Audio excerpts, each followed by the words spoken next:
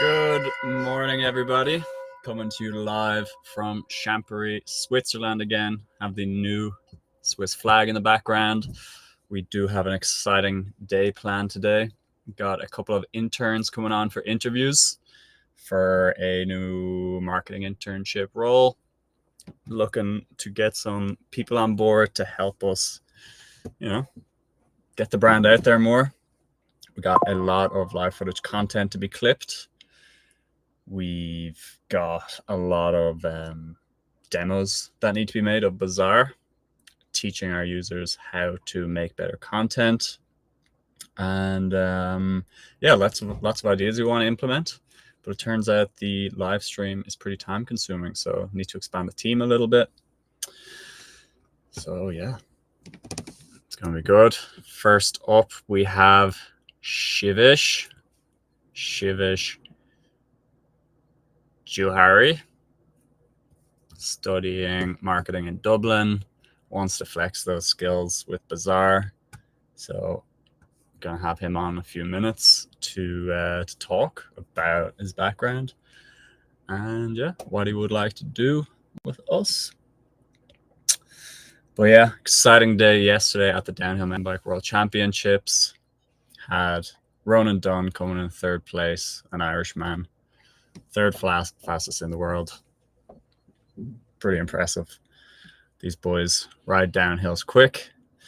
So I think this evening, we are going to be heading down to Lake Geneva.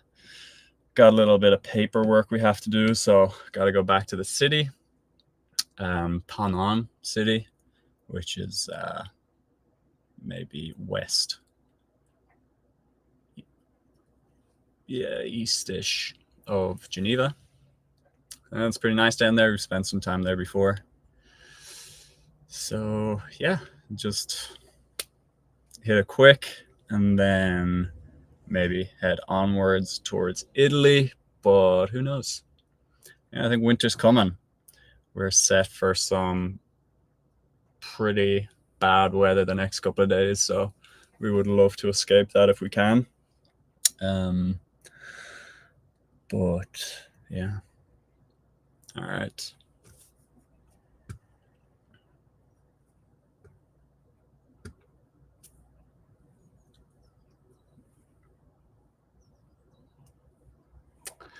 Yeah, a little update on user stats. Let me share my screen.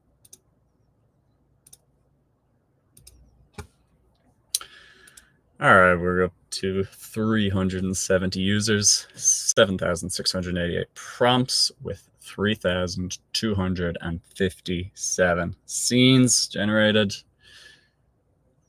It's,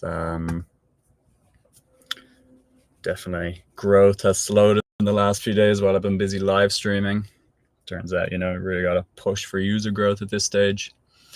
We've got some new features launching in the next couple of days,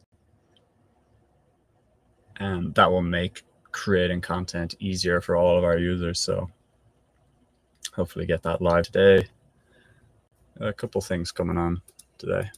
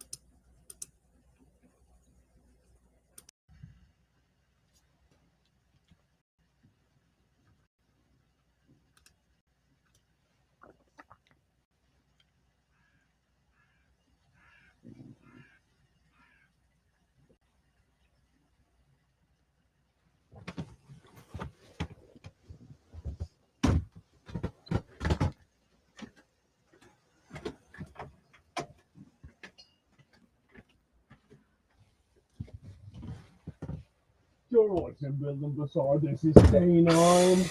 This is day 132, 32, I think. 132. We got Exciting a times. lot on the plate today. We do. Boom. You want to?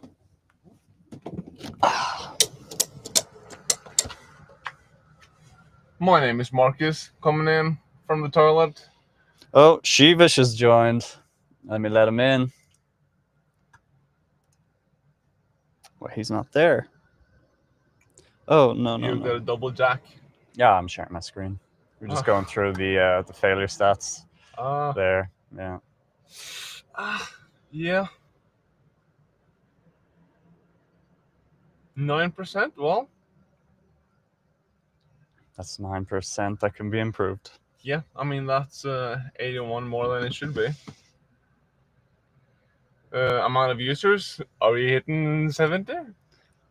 No, like in general? Yeah, we just 370. Let's see who the newest is. We're going to give you his email. We're going to give you everything. Yeah, I don't know if this is quite GDPR compliant, but so.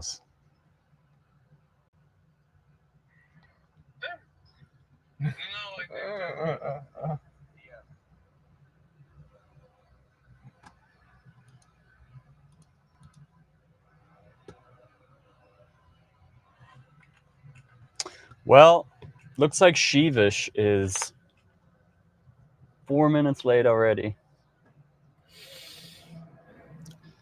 Could my calendar be on the wrong time zone again? If not, what we might do is like have We'll have a roasting session. We'll just go through his profile. I was thinking more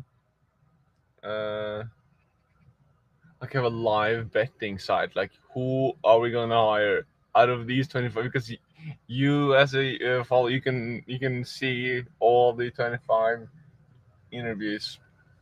Who has the lowest odds? Yeah, I was gonna gotta change my time zone somewhere.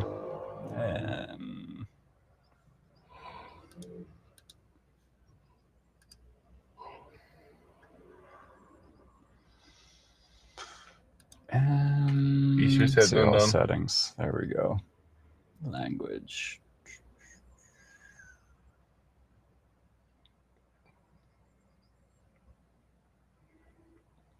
Go to advanced. Is that advanced? Let's see. No. Template. Ooh. Should be pretty, like, should be here somewhere. Oh, Jesus.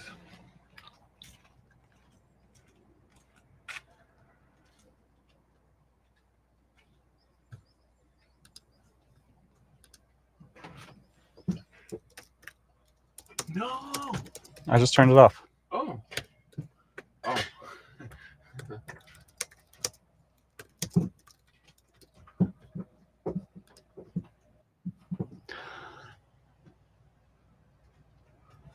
Wait, so he messaged me to say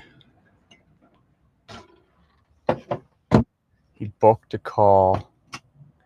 He's on a Google Meet, so I sent him the wrong. Oh. Oh, so he's in a Google Meet. The calendar. Oh, he's connected to the Google Meet, not the live stream. Yeah. I thought I changed that, but maybe it's sent both. And he can choose. That's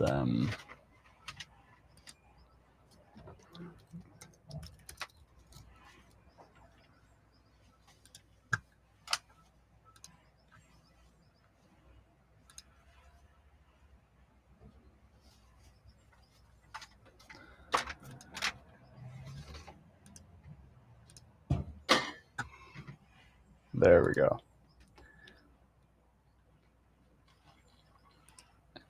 There we go. All right.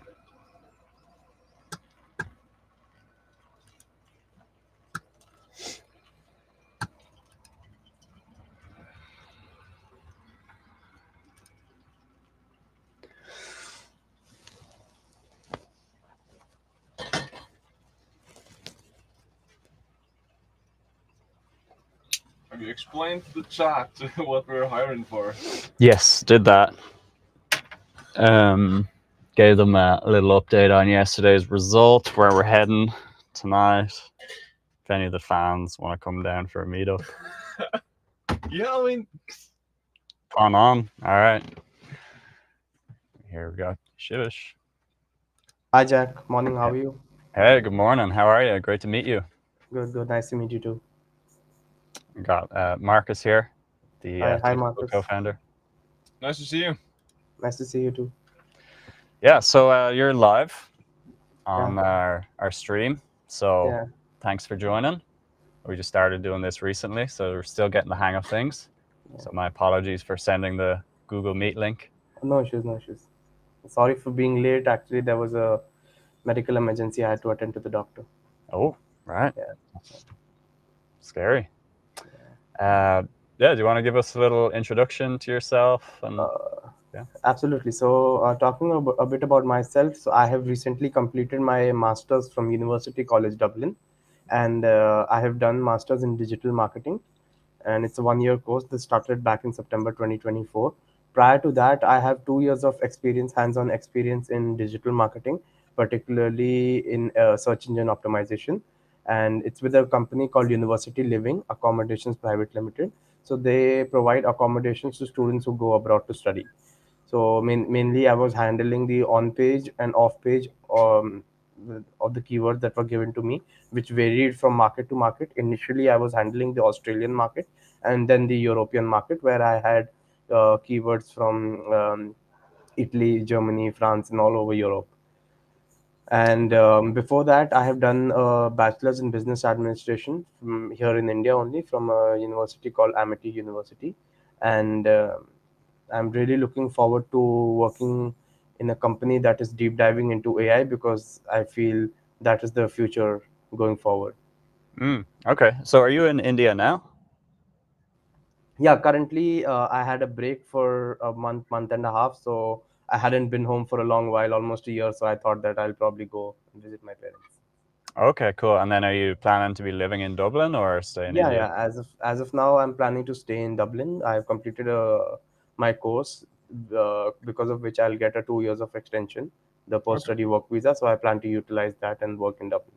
Okay, cool. And just curious, whereabouts were you living? I grew up not too far from UCD. Oh, so I was staying in Dublin one, but my college was in Blackrock. Okay. I Yeah, was I was staying on Parnell Street. yeah. Okay. Yeah, and Yeah, I used to commute to Blackrock. gotcha.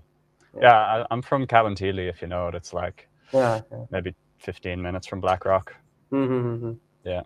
Cool. Good place. It's a great place. Yeah. Yeah, Cool. So curious, like, to dive into the specifics of like yeah, what I don't really care that much about like what you were learning in university, but like what did you actually do? Like yeah. jump into the specifics of like AI search engine optimization. Like what would you be doing at Bazaar if you joined us? So at Bazaar, I had looked out. You looked at the website and the LinkedIn pages, that the work that you're doing. It's absolutely wonderful. And one of the reasons I would like to work with this company is because I was seeing a podcast a few days back about AI, and that's when I read a sentence which got stuck to me, that it was talking about how AI is taking jobs. So one of the podcasters, the guest, said that AI will not take your job. AI will take jobs of the people who don't know how to use AI. So that's where I have been fond of working with a company that is investing in AI, because that I feel is the future, and we all need to get a hang of it. Yeah, yeah, and I guess so in terms of AI and SEO, Yeah. what have you learned? So what the work that I used to do, because I was working almost 3 years back, that was core SEO. But now I started developing skills. The next thing from SEO, people have moved on from searching on Google to probably searching on Chat GPT, because it gives more personalized response, and a better response that is tailored to them. So now, moving from SEO, I wouldn't say SEO is completely dead, but I am developing my skills into generative search optimization, which is optimizing for these LLMs. So part of it being getting backlinks or getting recognition on websites like Reddit and Quora, and answering doing your content creation in a form which answers a lot of questions, because that's how I feel LLMs work. That they answer all kinds of questions that are available on Google and other data sources as well, because they pick up their data from there only. They don't have any other data bank that they are giving the results from. They are getting the results from Google's data bank or Twitter's data bank. So probably getting recognition on these sites, this is what I feel we need to work on, being it content creation, being it answering questions, or having FAQs on your website and things like that, so that you get recognition in the LLMs, and then you start featuring in not just ChatGPT but every other AI platform that is there. Yeah, absolutely. Makes a lot of sense. Yeah. And yeah, just a little bit curious and like, so what sort of different AI tools are you using personally and for what? So on top of my head, I can, the most that I've used is ChatGPT and Gemini. Apart from that, I've used Perplexity, I've used Grok, I've used Claude. Then there's this tool called Napkin AI that I've used. It is used to make flowcharts. Okay. And I also used a tool. I don't remember the name. It was last week, but it was used to create songs. You could put in the lyrics and get a song out of Maybe it. And 11 Labs? yeah, so I think so. I can't get the name. And then there was a tool which was about it makes PPTs. Okay, which one? Uh, can't Gamma? quite remember. Yes, yeah, Gamma. Sorry, Yeah, I just couldn't recognize the name. It was Gamma. yeah, it's I good. made PPTs on Gamma. I'm doing a workshop with one of my dad's family friend who is teaching these AI tools. So I have hands-on experience on Gamma. I have on Napkin, ChatGPT, and Gemini, and Perplexity, Claude. I just chatbots that that have been used by everyone. But apart from that, I have hands-on experience in these tools as well. Okay. So, like, what are you going to be teaching at this workshop? Oh, I'm. They so every day we have a 1.5 hour class where they pick up a new tool, and they start from prompt engineering, how to engineer a prompt, and how to go about getting the final output. So as I said, one day we were learning about a AI tool that makes songs. Then the other day we learned about an AI tool that makes a storybook. Then we had a workshop on Gamma. Then we had a workshop on napkin.ai, which helps in making flowcharts. So all sorts of that. Okay, cool. Yeah. So, yeah, just love to dive. So, I guess, how focused are you on SEO versus some other things like I mentioned in the post with like the more general content creation and clipping, etc.? So what I feel is that working for 2 years in core SEO, I have a lot of knowledge of SEO, and I want to deep dive into something such as content creation, because I also did an internship with a company here in India only called Mom Kid Care. So where I was handling, it was not a really long project. It was just for 2-3 months. So I was working as a intern there, where I handled a bit of content creation part with the team. So I used to see the kind of posts that are going on Instagram, LinkedIn, Facebook, and what sorts of leads are you getting from there, and measuring and tracking their KPIs and making reports. Okay. And have you done any of this content creation yourself?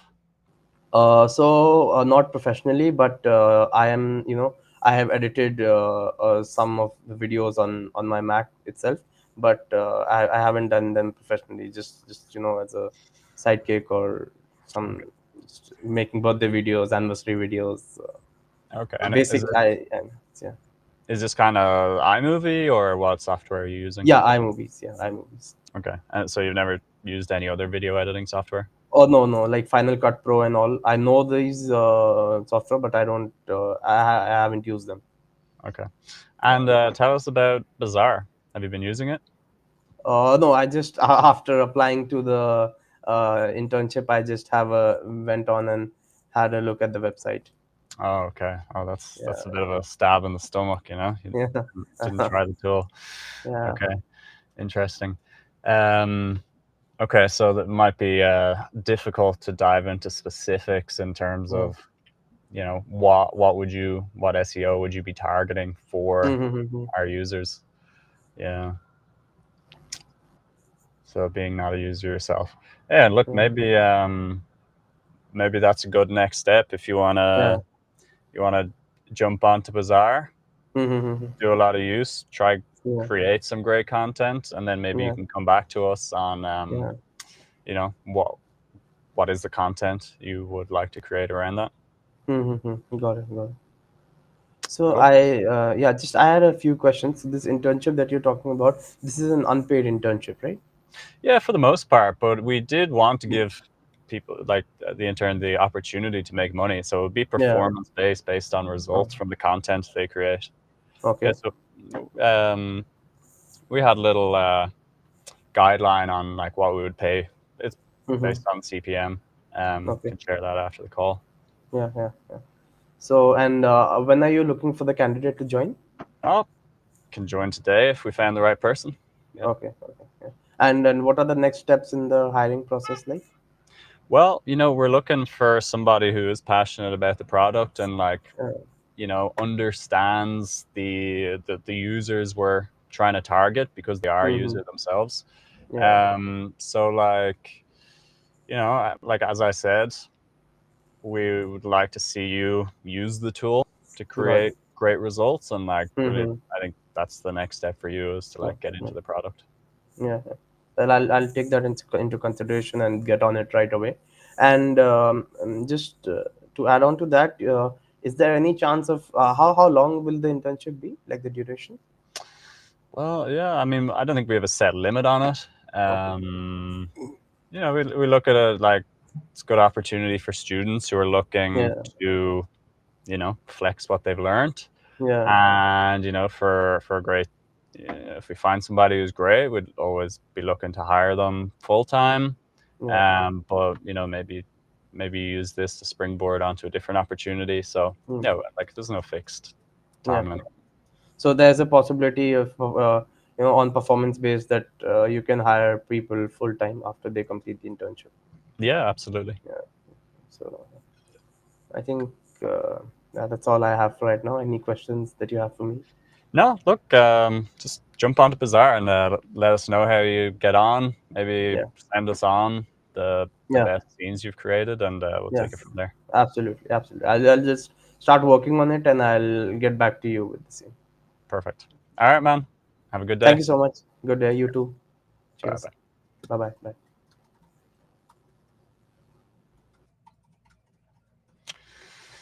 Yeah, I think a tip for interviewers is to try the product before joining the interview. But I mean, you know, he did say that he has first-hand experience with ChatGPT. Yeah, that's impressive. All right, it's always good to have. Yeah, on to the next one. Yeah, I got a couple hours till that, so yeah. I might pick up that video I was editing on Friday. Anything interesting from you? You want to? Oh, let me jump in, Nicole. Yeah. Let me just finish this prompt. I can jump in. Should I share my screen when I like? So I was thinking I was going to share my screen working with. Yeah, that'd be sweet. It needs to just work with cursor, but we'll see. Yeah. You know, your computer is better, so hopefully it's all right.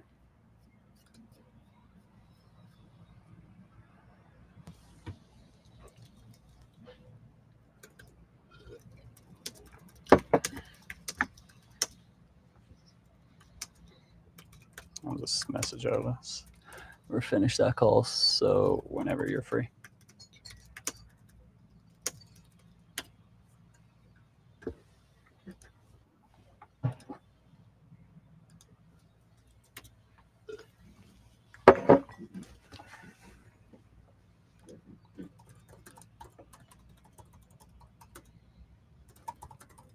You're in. It's nice and warm this morning. Eh? It's so nice to get out of bed and it's not freezing cold. That was wonderful. Yeah. 15 degrees. Oof. Ooh, what a luxury. Yeah. We're expecting bad weather. Don't even need a fucking blanket. Barely. Barely.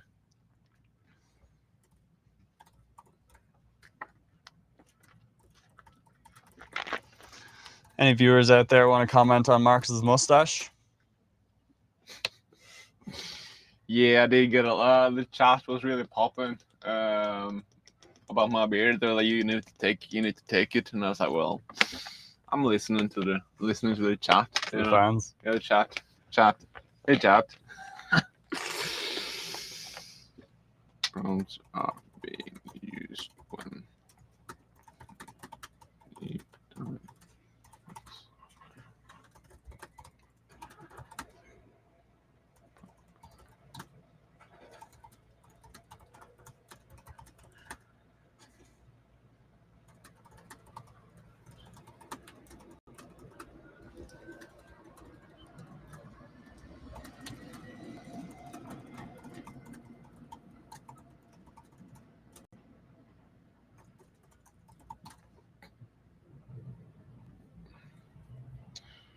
All right.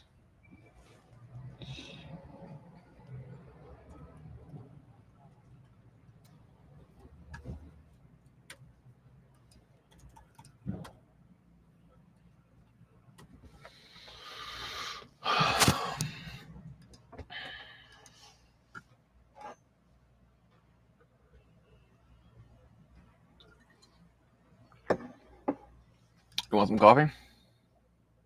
No, I'm good. So good.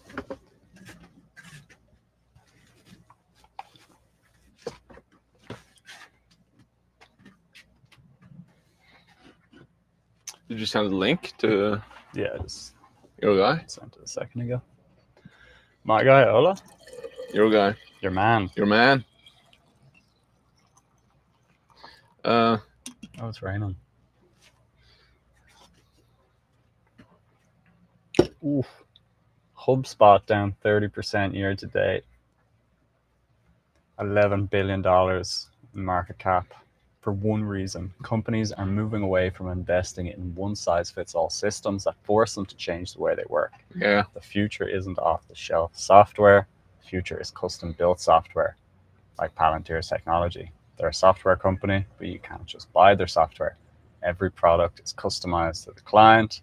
No two systems are the same, and it's working. They just hit $1 billion in quarterly revenue. Is this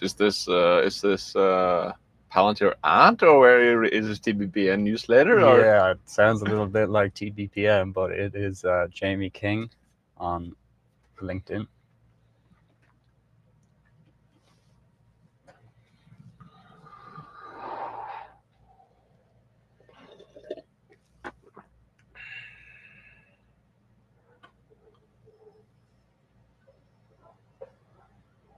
Yeah. So since we're live, how are we gonna debrief an interview? I think we're still live. Ever like to be completely transparent.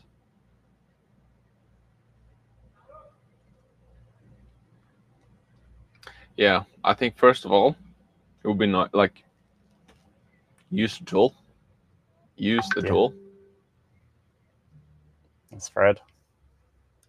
It's Fred. Yeah, he's pushing hard. He's trying to sell me custom e-bike motors. Yeah, well.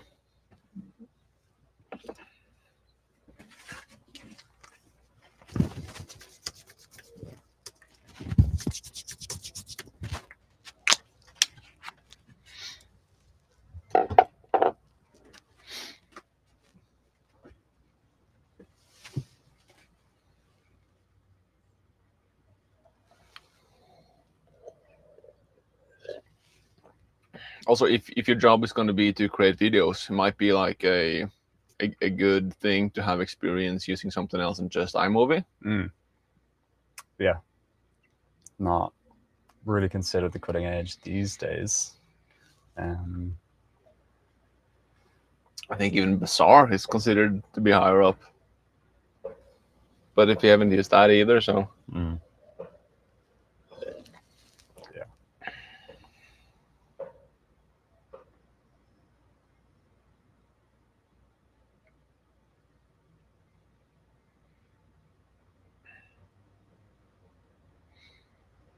what kind of work do you think he said you were asking him what kind of SEO would you think you could do, for example, on Bazaar?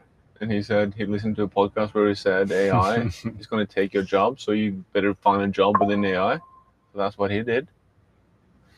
Yeah, you know, valid point. But Yeah. yeah,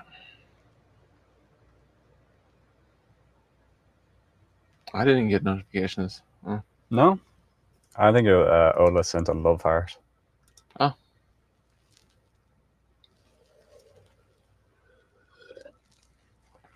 So you and Ola are deep diving on the image insertion. Yeah. I think ideally what we're trying to do is just share the screen, and then we just like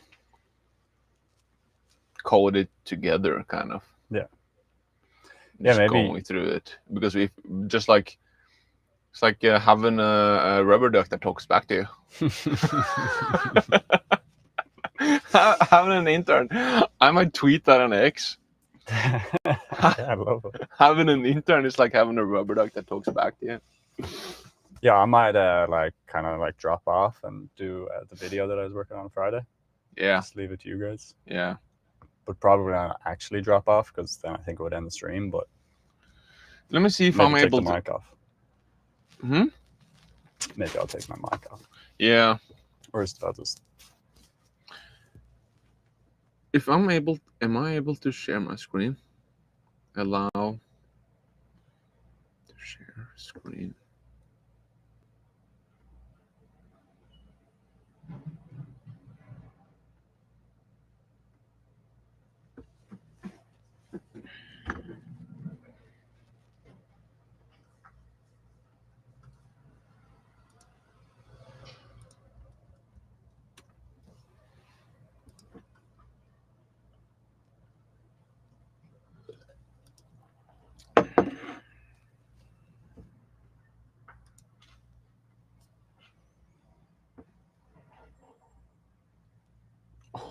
Oh, and I saw your message last night. A lot of new snacks in the community. Yeah. Ran a script that ran all of the scenes from the last 7 days in dev branch into community as templates. All of the scenes in the dev branch. Yeah. So like the when you make a scene in localhost, it's not the same database from the production. So there's all the, for example, all the. I don't have it running here, but guess now all the videos from like this is the real. Yeah. Okay. So it doesn't really.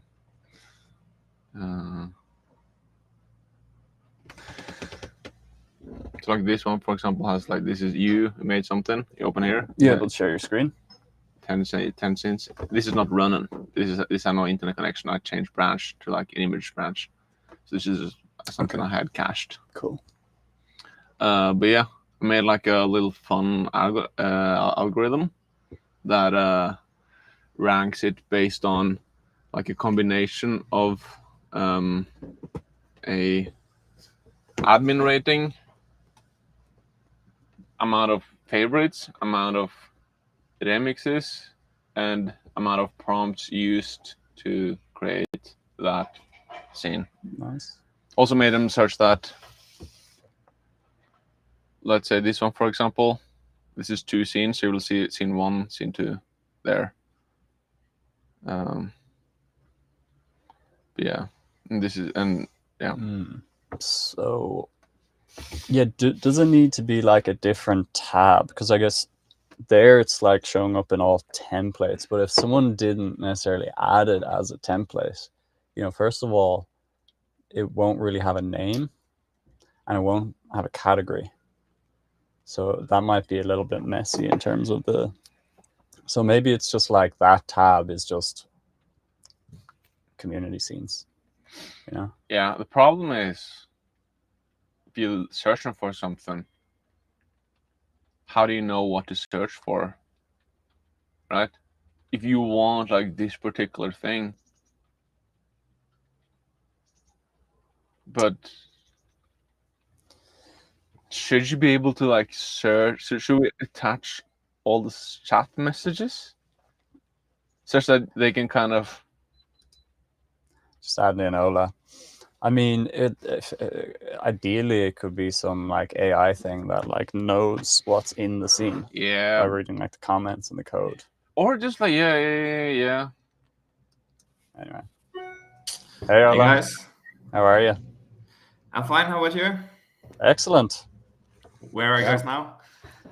Still in Champery, Switzerland. Champery. Yeah, great. Yeah, but moving onwards later this evening down to Lake Geneva. Yeah, we're heading to actually get do some paperwork on Bonnie. We're going to be registered as official owners of her. We haven't done that yet. Yeah. Yeah. Cool.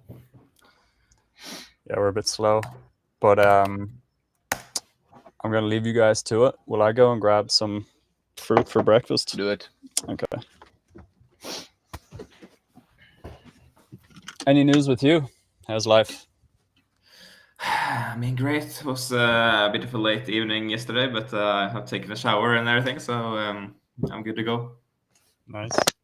Are you partying or?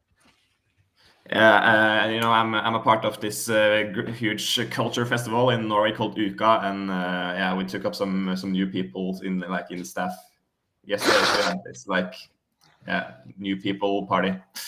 So that's always funny.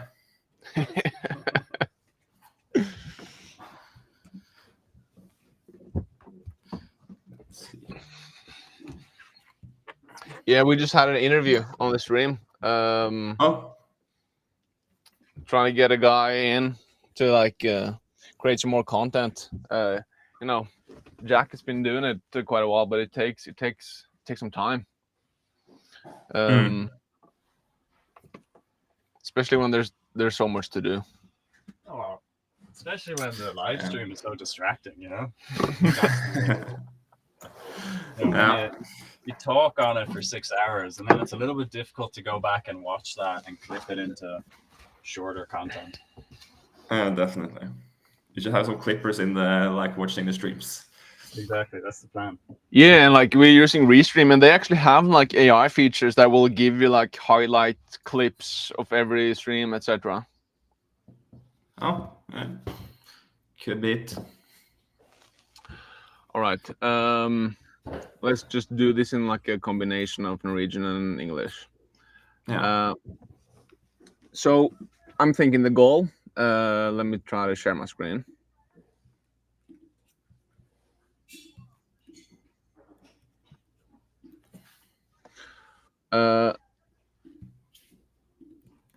Is the screen shared?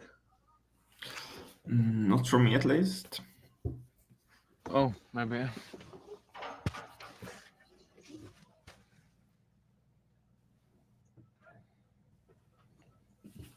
Do you have to click anything here on this one for me to add?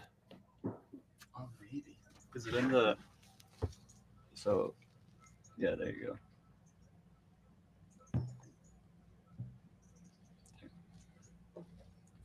Okay, and take this one off then.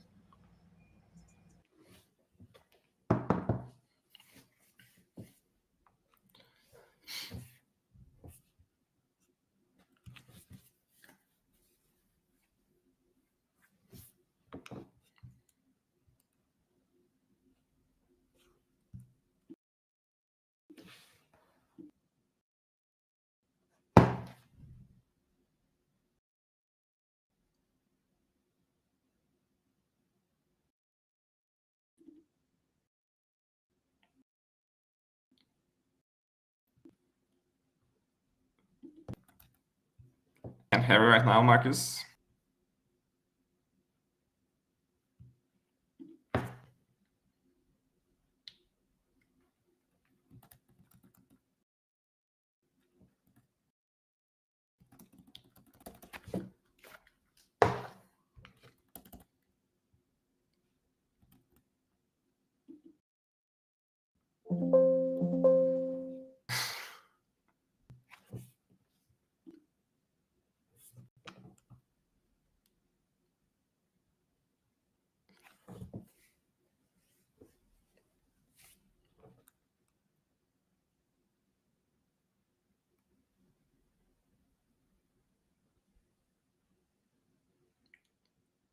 I still can't hear you. I don't know if you can hear me, but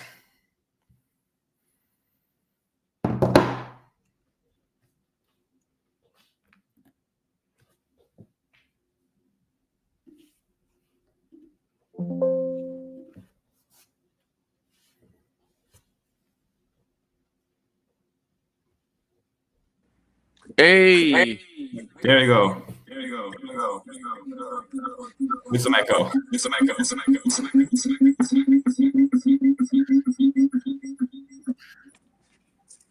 all right. Great. Fuck yeah. No, so the goal today is to go through like the entire pipeline. What happens when a user is uploading a image and then a prompt? Because to be like completely honest, sometimes it uses a tool that's called image recreator scene, and sometimes it uses a tool called add scene. And if we just go through, like here in the prompt of the brain orchestrator, we're telling it has these 6 tools: add, edit, delete, trim, image recreator scene, and then this website to video, which we're not using at the moment, but it's still there. Yeah, I don't know like how my goal is to not open the environmental and local file while on the stream, but yeah, let's not think about that. Yeah, but like at the moment, like how like do you feel like you have a kind of intuition on like how the backend is working in terms of the orchestrator choosing tools and then sending context to those tools, and then Yeah, a bit at least. I've been a lot in those files. I don't have like a complete overview of how everything works and when it works, but yeah, I understand the idea behind it. Yeah, so that's good. So I think like the goal is we should know kind of exactly what happens when an image is uploaded. So I made a branch, but I just like deleted this tool, image recreator scene. And then so it purely went through the add scene, but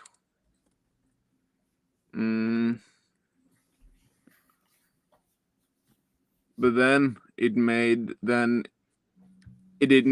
wasn't better at all. Okay. So then I think then it used the function called in the code generator it used the image recreator at 245 generate image recreator scene. That's probably the image recreator tool system prompt. But I think, do we need a separate tool for that, or should we just give like the add tool itself like a conditional context based on if there is an image or not? Because one of the reasons we had that tool was that we had a lot of tools in the start, and then we decided to like, no, it's not the best idea to just have a lot of tools. It's best to just have a clear, like, is this an add, is this an edit, is this a trim or delete? And then if it's an add but there's images there, we will, conditionally send the images and conditionally append this little system prompt to the code generator, and then have like fewer tools as possible, but but just give rather, think of it as context engineering instead of prompt engineering, right? Yeah. I like the idea of having as few tools as possible. And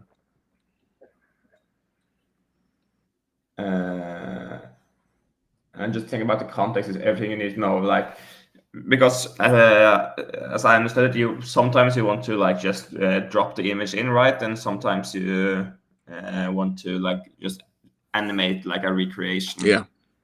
Are you like thinking of both now, or like primarily recreation? So the thing now is that image recreator here.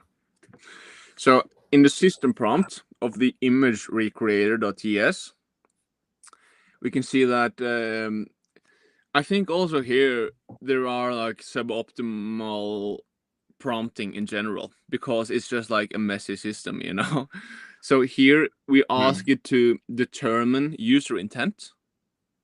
So like intent A, embed, use the image. And this is the default if unclear. So that is just to, have a remotion EMG, and you actually just like insert the actual image. And then we're like, the URL must look like this, because I was like, sometimes when you have like problems, and you're like, no, you gotta fucking fix it, and then AI will just like, really make clear that it has to follow these rules and hard code it to work exactly for that. Intent B, recreate the design. And then build from scratch using the correct shapes, gradients, colors, etc. And then intent C, if there's no image but we're still chosen the image recreator, it will go on to like stock photos. If you like ask add an image for like a wedding photo, we'll just find like a random image of a wedding photo. But yeah, we're saying, for example, that we're defaulting to embedding the image, and then we give like some technical requirements. And in here, for example, a lot of this is not necessarily correct in terms of landscape and portrait. You're going to find 80-90% of the canvas width. Yeah.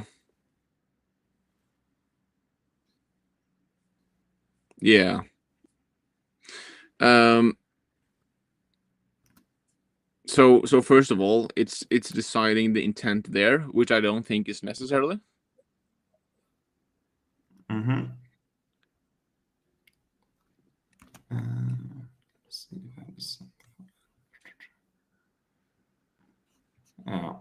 Yeah, my stream dropped out a little, so I didn't hear the last thing you said. But no, I mean, I was just saying that. So one of the things is that we're asking it to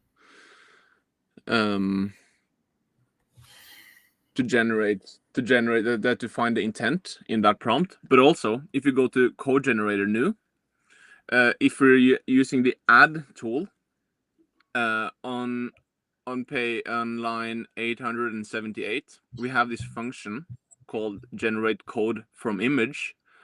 So this is like if we're not choosing the image recreator tool, but we're just choosing the add tool, and we have a different function which takes on the image URL lists and then finds the newest one in the image URL list, and then these are the images, and then do not then we made a prompt because we were so sick of it just like recreating the UI, and we wanted it to have like a be a motion graphic. So you take a card and then show that for 30 frames, and then the next 30 frames this part of the website, and then the next 30 frames, so it's like a temporal so it's not a recreating, but it's rather a make a video of it, but it sucks.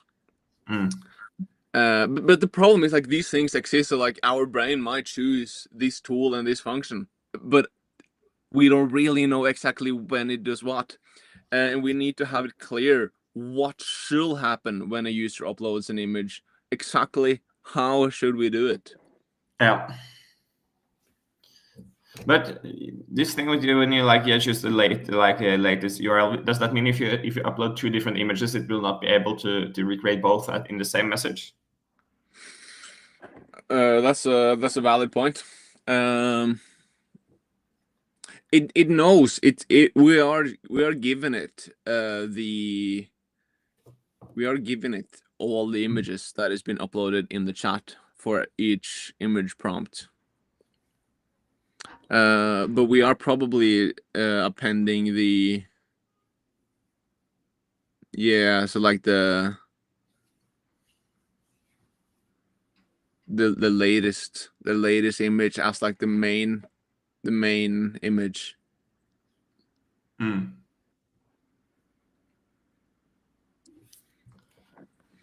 But yeah, so let's try to just talk through like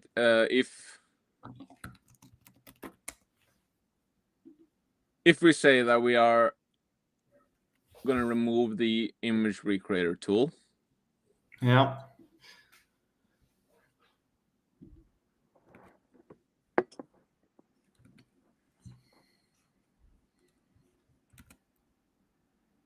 And when a user submits a prompt, the brain does like first a context building and then an intent analyzer. And based on that, it's choosing the correct tool and providing the correct context to that tool. Mm-hmm. Yeah, I think that's a good approach.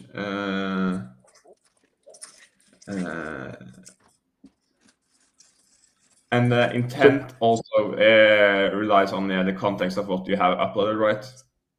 Yeah. So the first thing that happens is that the brain is building context. It just like, here are all the messages that has been sent in this chat. This is the current prompt. This is the like just everything within this project. This is the context of what's going on, and then this is the intent. So like, you're either going to choose from add, edit, bam bam. And then we give like all these examples. If a user says this, you're gonna have to choose this tool. If a user does this and an image is uploaded, you're gonna choose this tool. And then if you choose that tool, you're gonna also have to send like the image onto the next service. So let's say a user says animate, uploads an image and then says animate this. First of all, it has to know whether it's an edit or an add. So for example, if a user has used the timeline and has dragged a scene into the chat, we have a scene appended, then it's probably always an edit, right? Yeah. If not, it's like it could be something like make a scene that's similar to this, but then you could probably just write it without attaching. But yeah, that's a valid point. Yeah, but that's an edge case. That's an edge. It's a valid edge case. It's got a lots of edge cases in this product, I think. Yeah. Yeah. Well, hey, that's why we use AI. It's supposed to figure these things out. No, that's it. We don't need to hard code things. It's just like if we just have a good model, which is the brain. Now we have GPT-5 for the brain. So just like, hey, and then I think it will be also nice to just almost all the system prompts that we have, kind of simplify them down. Yeah. Anyways, yeah. So like if, okay, let me try to just write some of these things down.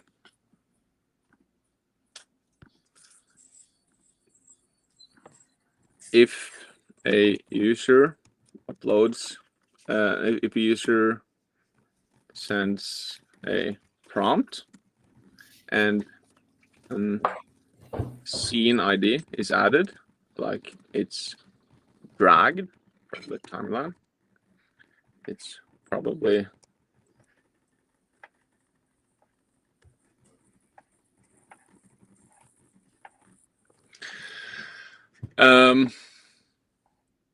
but then let's say if there's an image, so like there's several use cases. You can upload one image or like several images. And then there's an edge case of like animate the first image and put the second and insert the second image as like a product photo. Yeah, definitely. Yeah, that let's wait for that use case.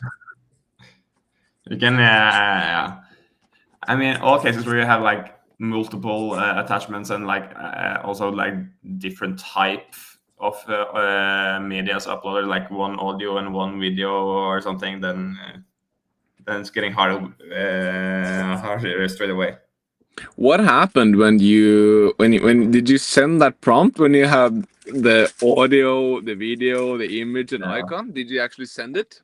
Yeah, I did send it, and I think it just created a scene with like one of the images, if I remember correctly. But I didn't have like a good.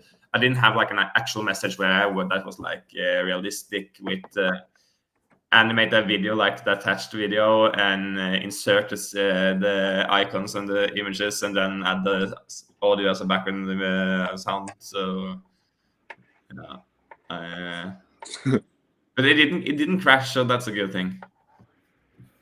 No, that's it.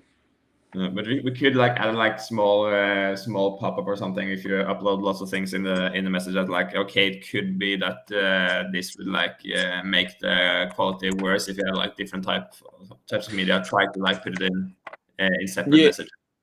Yeah, and in general, that is like I think that's a good base to have instead of when there's an idle happening or something is going on, instead of just saying nothing, just like give some information to the user about, now this thing happened. So like the worst thing is like a user prompts something and then just nothing happens and it's just left there and like, what's going on? Like, what's the status here? Come on. Yeah.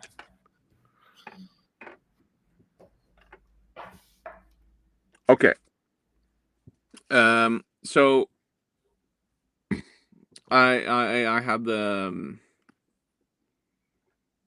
guy here. Both I have the Claude Code here and Codex here. I asked him to do like a deep dive on like what's going on when you upload an image and you say like animate this, etc. So yeah, you have the media upload. It's updates it to like R2. Returns the public URL, saves the asset to the project context, and then you click submit. You start to generate the stream. It opens up the stream, and then calls the generate scene with the user context image URL, and then the brain starts. It builds the context. And then it calls the intent. So the context builder has the if there's previous scenes, all the chat messages, the images, if any assets, and then web if we have that functionality. And assets and then is like assets in this context is like videos and stuff, or So if it's like all the if there are any images, if there are any videos, if there are any audio uploaded, so I think so we could probably in the context builder, because the context builder was created long before we supported anything else than just images. So that could probably just be like media.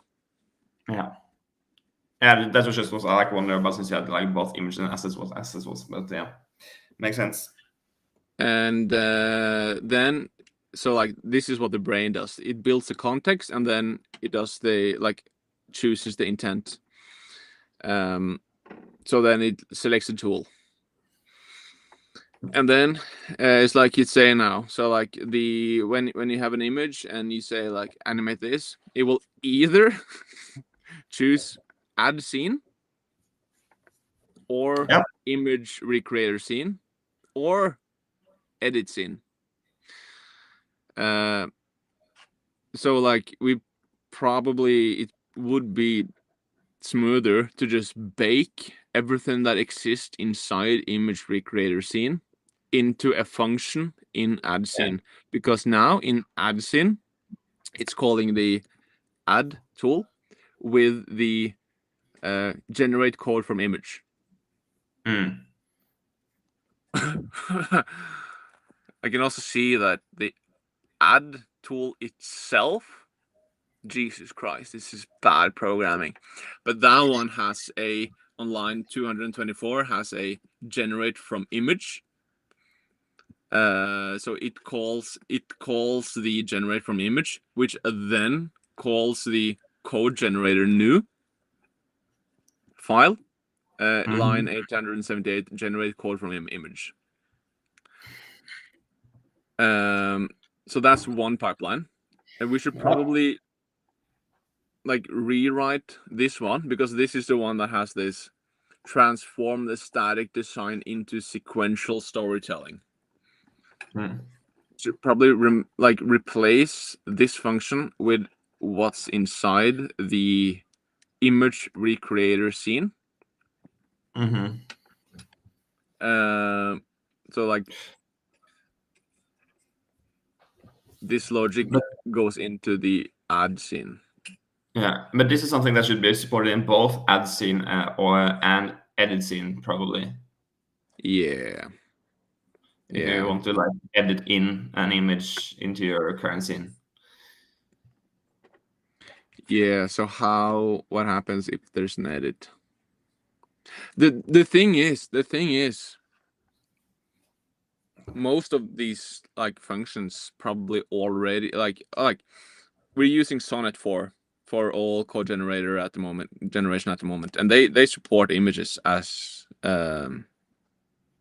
input, like no problem at all, and all models that we're going to use are using that. So like the question is, do you need a different function?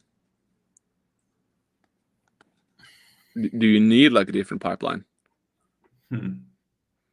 What you might need is, like as we were saying, like some conditional context in terms of when there is an image, just make it super clear that we're going to analyze this particular image and find the colors and the fonts and actually recreate it.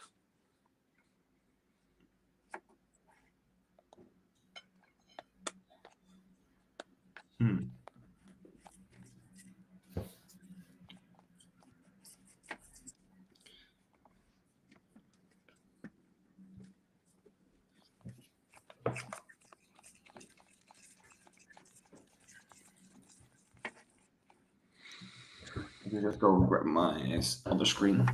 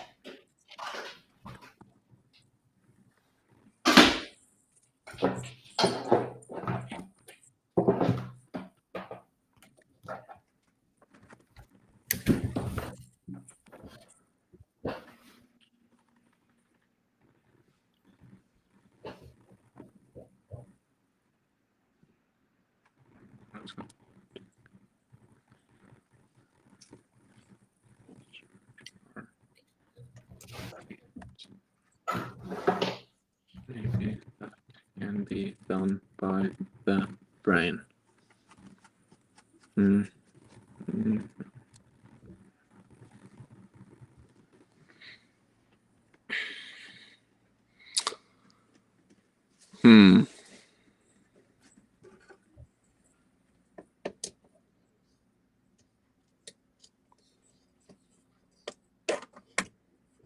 Yeah, so at the moment what it does is that if a user prompts it with some like keywords like replicate, copy, recreate exactly, it will choose the image recreator scene.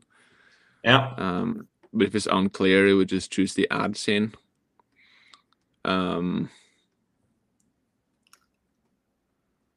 Yeah, so we definitely have a suboptimal system here. I asked, have you tried to install the codex yet or no? Yeah, I have. So I have it in my terminal now. I'm probably going to. I have my Cloud Code, the $200 version, going like expiring in a couple of days, or like a new month. I'm probably not going to renew it and going down to like the $20 version there, and then go up to ChatGPT Plus to get like quote unlimited codex, because I feel now codex is better than Cloud Code. Oh, that's insane. But what does the $200 Claude gives you that the 20 does not? It just gives you a lot more Opus 4.1. So like with the $20 version, you can have like quite a lot of Sonnet 4 and like a couple of prompts with Opus 4.1. But yeah, I just Opus 4.1 is just like way better than Sonnet 4. The $200, then it starts to get expensive. Yeah, but I remember the month before Cloud Code came out. I think my cursor bill was at like 500 or 600 or 700. So then it's like, oh, you could get all of it for just 200. Great. Yeah. Yeah, it's a lot of money in AI. So now like OpenAI like buying AI coders more expensive than like the best football players in the world. So no.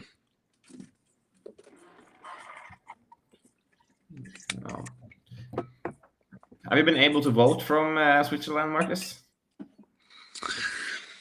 I have a friend who didn't know what to vote, a woman. And she was like, I don't know if I'm even gonna vote. I don't know what to do. And then I said like, hey, I'm not able to vote. So if you vote this party, then you could say that you voted on my behalf. And she was like, yeah, okay, I can do that. So she went on. So I kind of like, indirectly. Yeah, that's something. I just got a message from FIP that reminded me to vote today. Oh, nice. They're doing like both them and then the MDG have this like campaigns where I think they're paying shit lots of money to just like send out messages to half of the population in Norway. Shit. Yeah, I mean, probably helps. Yeah, but like, talking about stop sløsingen. That's the message. Yeah. What are you gonna vote for? Not them. Yeah, I voted last week because I'm in Trondheim and I still have to like vote in Moss, so I have to pre-vote. Yeah, I think it's possible to vote from either I could go to like an embassy in like Paris or something, or it also said that I could vote by letter. Yeah, that's also possible. I could actually send the letter. Yeah, but I know you can go to both the embassy in. I guess no, I don't know. Maybe it doesn't have an embassy in Switzerland, or they do have. They should probably have. I'm sure they have like, if not an embassy, they probably have a consulate. And that's also working because I was in Shanghai last year, and I know that there's some people who had been there for like one guy had been there for 3 years, and he had voted from the consulate in Shanghai. He didn't have to go to like the embassy in Beijing, so that's work. Grazie. Yeah. Norwegen in der Schweiz, yeah. Yeah, it's in Bern. That's probably far away from you. Yeah. It's probably one in Geneva. It might be one in Geneva. If it's one in Geneva, we are going now. There's one anywhere. Yeah. But I think you had to do it before Friday if you wanted to vote from there, because it has to be it has to be sent to Norway to be counted for some reason. I'm pretty sure. Yeah, well.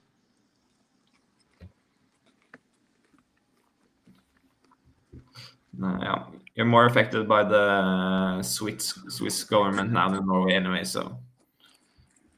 Or by, the French. Yeah.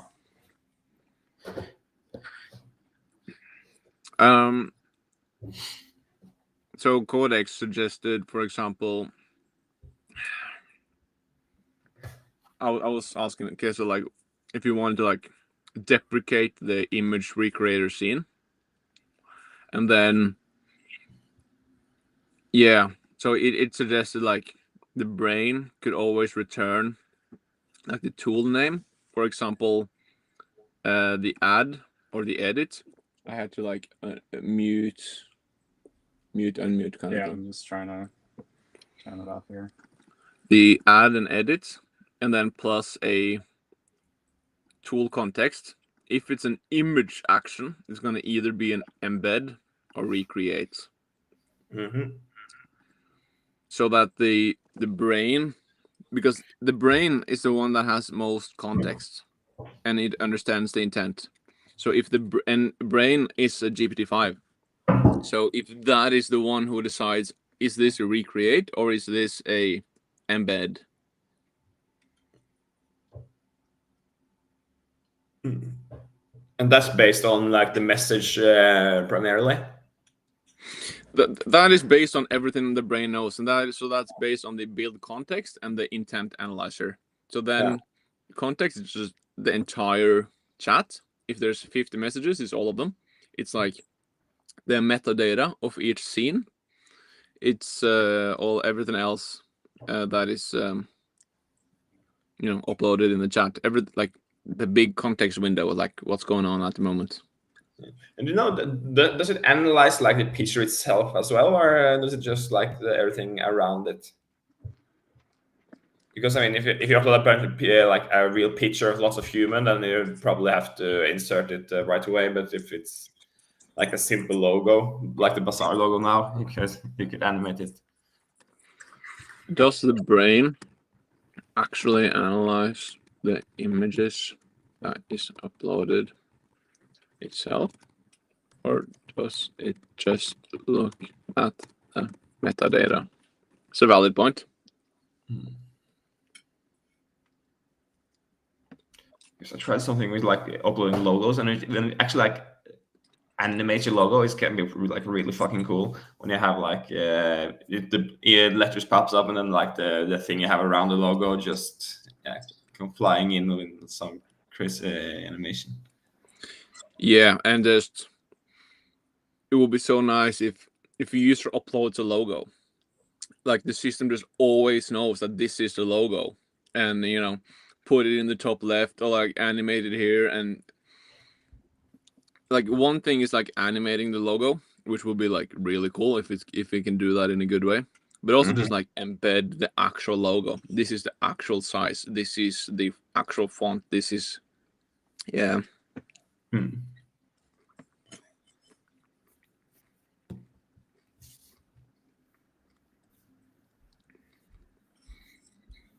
Okay, so short answer, brain does not see the images at the moment.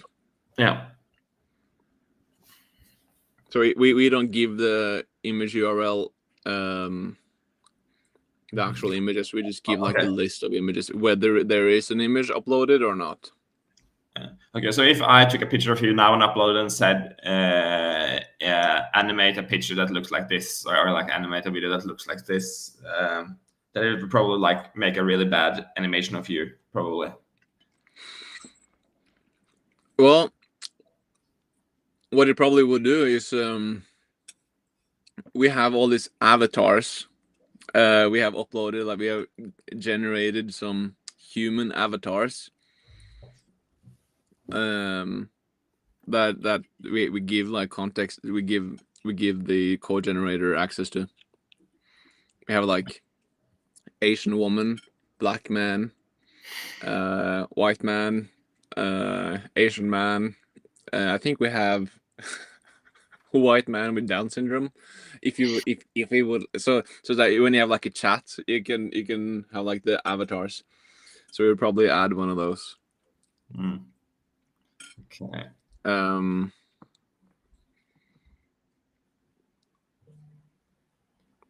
Yeah, so the brain selects the tool using the metadata. Yeah. And then the tools themselves have multimodal requests. But would the brain need to see the image?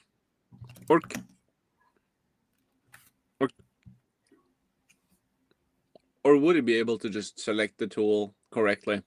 Because basically, the only thing we need the tool to do is to like, is it an add new scene or is it an edit, right? Most important thing. Is it an add or an edit? Does it include images or not? If it includes images, we need to like make sure that it keeps sending the images to the correct tool. Yeah. And if it's an add, it needs to like send the images to the add new scene, and then maybe like a flag, for example, then if it's a embed or recreate.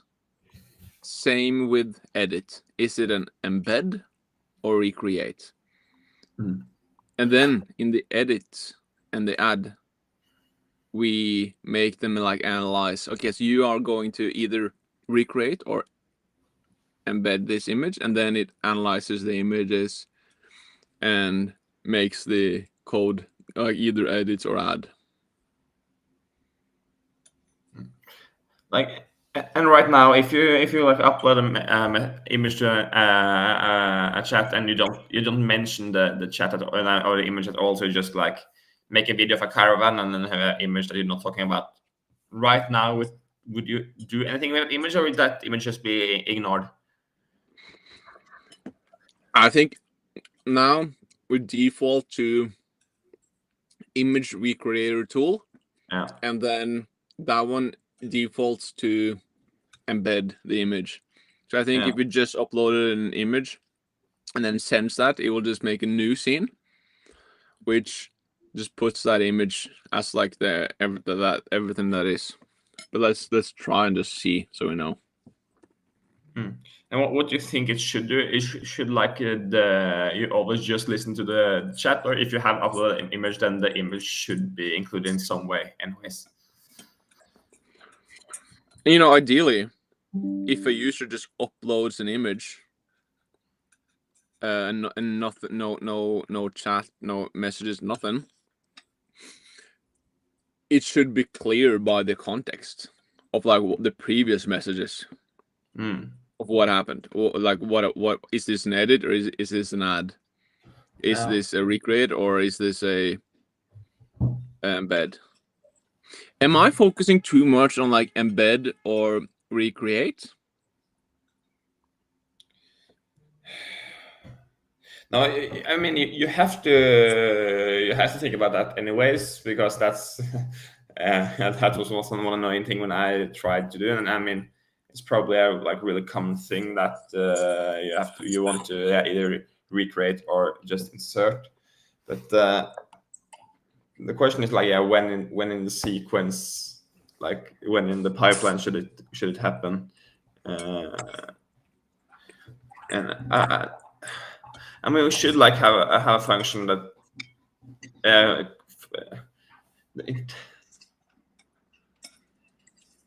I just think that we should at least try to do that. Just I understand if it's like recreation or embed or whatever, in a way that we don't need like the similar code in both edit or add. So it's like the decision is taken before you send it to edit or ads or something, and they can just Yeah, you know what we might do is, because like the whole point of having a function like the intent analyzer in the brain, intent analyzer. So this is like you know, in the brain has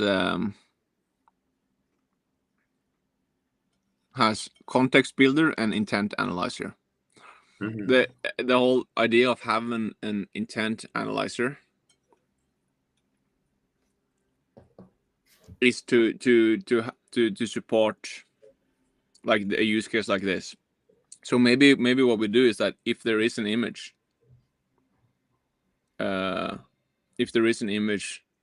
inserted in the chat, or like not just an image but like a media, maybe not with audio, but like with at least with images. Yeah, I Which think is actually you have to like balance all these things when you have like different medias uploaded. Yeah. But what we, if there's an image, let's focus on image now. Yeah. Then we might actually have the intent analyzer look at the image, right, and analyze like because like how many extra seconds does that take? If we have a GPT Mini, I don't think it's that. I don't think it's like a. I think that might be like a good trade-off. Let's say it uses 5 seconds more if it actually analyzes the image. But like if it analyzes the image, it will know quite well whether it's like what to do with it. No. What do you ask about now? Like because I definitely agree that the recreate or insert should happen before we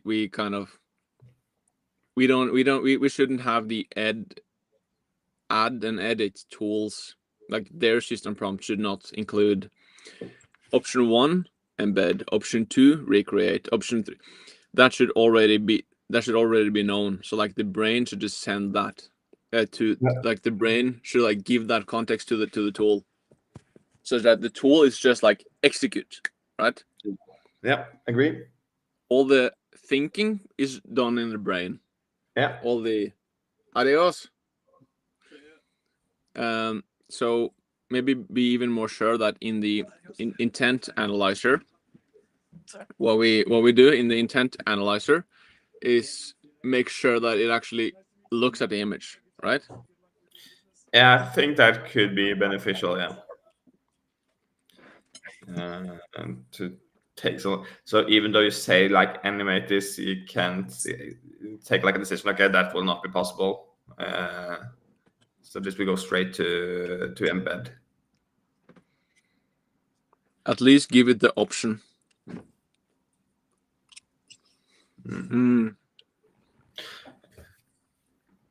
As long as that not like is making the decision take like 20 seconds longer. I don't know how fast you can like. You should be able to like implement that in a way where you just like analyze it in more like less than a second. But yeah, and I also like, now let's say a prompt takes 60 seconds, a multi-step prompt. I feel like a lot of it is not like just the a lot of it is not just the LLM time itself, but rather like, you know, we currently have a non-pooled database connection, so you have to like reconnect with the database for every call, every action, and like actually getting connection with the LLM. But like when you first have the connection and you're using like something like GPT Mini or even Nano, the response by itself is like insanely fast. So since we like already are calling it with a lot of intent, I think like having an image, I don't think it's such a extra big extra time. But what if it uploads 2 images? I mean, if we like knew that you always would only have to take one decision, okay, either implement, like either embed or recreate, then it would be easier. But if you have to like think about each one separately, okay, this one have to be animated, this one have to could be embedded, then it starts to get worse. What it could do is like, okay, so it looks at the images, and then it like appends a little context of each of them. So like it tags the image, like this one is like the UI element. You know, because I was thinking about something that could have been done, like when you upload an image or a media, we have this media context integration, like a tool that just goes in and like looks, like at the moment you upload, you don't have to send the image, but like at the moment you upload an image and we start the pipeline of uploading to R2, what we might do is that you have a tool that is called and like to look at the image, analyze the shit out of it, and write a lot of metadata. So we have that metadata on the images.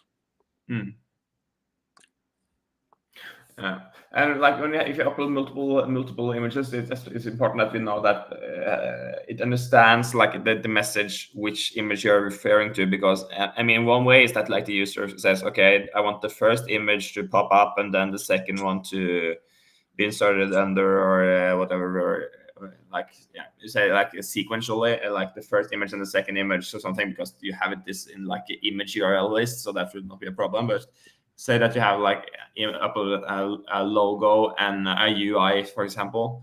If the user just types, okay, I want the UI to pop on like a big computer screen in the middle of the video, and also I want the logo in the top right corner. If the metadata, like the name or something, doesn't tell you anything about what is the logo and what is the UI. Yeah, let's say both of them are just like screenshot and then an ID. Yeah, it should be important that the brain can understand which image are you referring to, just based on like description of it. So one way of doing that is actually to have a we have the image URLs, like the list of all the images. Yeah. And then we have a little bit of metadata, but not a lot. So if there was, this might be, but let's just think through it. This might be like over engineering or something. But every time you upload an image and you're like still chatting with the system, you're like still writing a prompt. But every time you upload, it will run a LLM call, which is just like one simple call. Look at this image,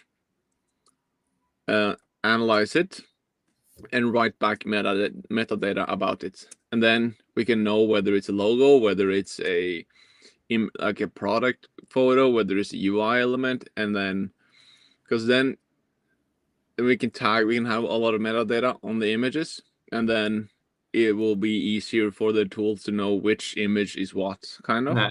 When you talk about metadata, then you think like a small description and stuff, or yeah. I think that could be used like for multiple like scenarios, not only what I said about like referring to different, but yeah, I think that can give some important context to the brain. And also I mean, for like, that's probably something you can use in the embed the recreation decision as well, like this small description, or at least you can implement in a way that it describes the image in a way that you should understand if the image is possible to like recreate or not. Yeah, and it's a but it works if you think about the use case being every prompt with an image is a user uploads an image and then uses 20 seconds to write. What if a user uses 20 seconds to write and then uploads the image and then click send? Because then if we have that tool, because that tool would need to be sync, it can't be async, right? If it, I mean, it can, but like the idea is that, okay, you upload and then it runs a process, and then by the time you send, it already has some metadata, so the brain can use the metadata. Yeah, because then you think you like adding this metadata straight away when you just like upload in the metadata panel or something. So it's like permanently in the database you have a description of the image, each image. Yeah, that's genius.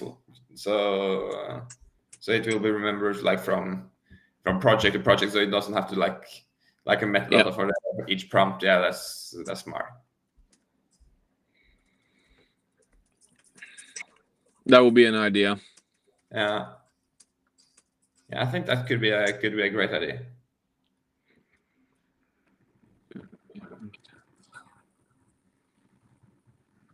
Most of the and right now, when you end up with like the decision to recreate the image, what exactly happens then? You have like something that analyzes the image and give it like a detailed description to the executor, or yeah. So image recreator.ts active. So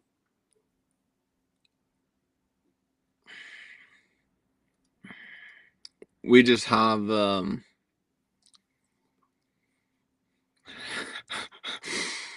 but the prompt the prompt for the model that actually looks at the image and then outputs the remotion code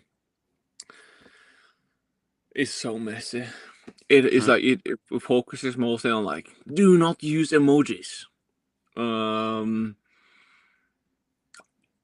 then a lot of it is like, yeah, the first 20 lines are about intent, determining user intent, which I think is suboptimal. And then the next, yeah, your task is to follow the user prompt and recreate either the whole image or a segment of it for a scene in a motion graphic video. You are creating content for a width, height, format video. Critical variable. Oh, but but the width and the height and the format is like hard coded to just say width, height, format. It doesn't take in the actual variables. oh, That's funny. yeah, because I tried like recreating logos and stuff, and it's pretty good, but it's not that. It should be more like exactly correct, like in the details when like talking about logos, for example, because you don't want to like you want your logo to be like exactly as your actual logo. So I don't know if that's just like hard to do, or if our prompt that's not good enough to get like a detailed recreation or what. But Yeah, no, that's important for a logo. no. But and also a lot of it is just never use current frame as a variable name. Animation, you can stagger the entrance of each component, but maintain harmony and fluidity. Do not use emojis. Extract the font family, font weight, typography, hierarchy, background colors, card layout, exact positioning.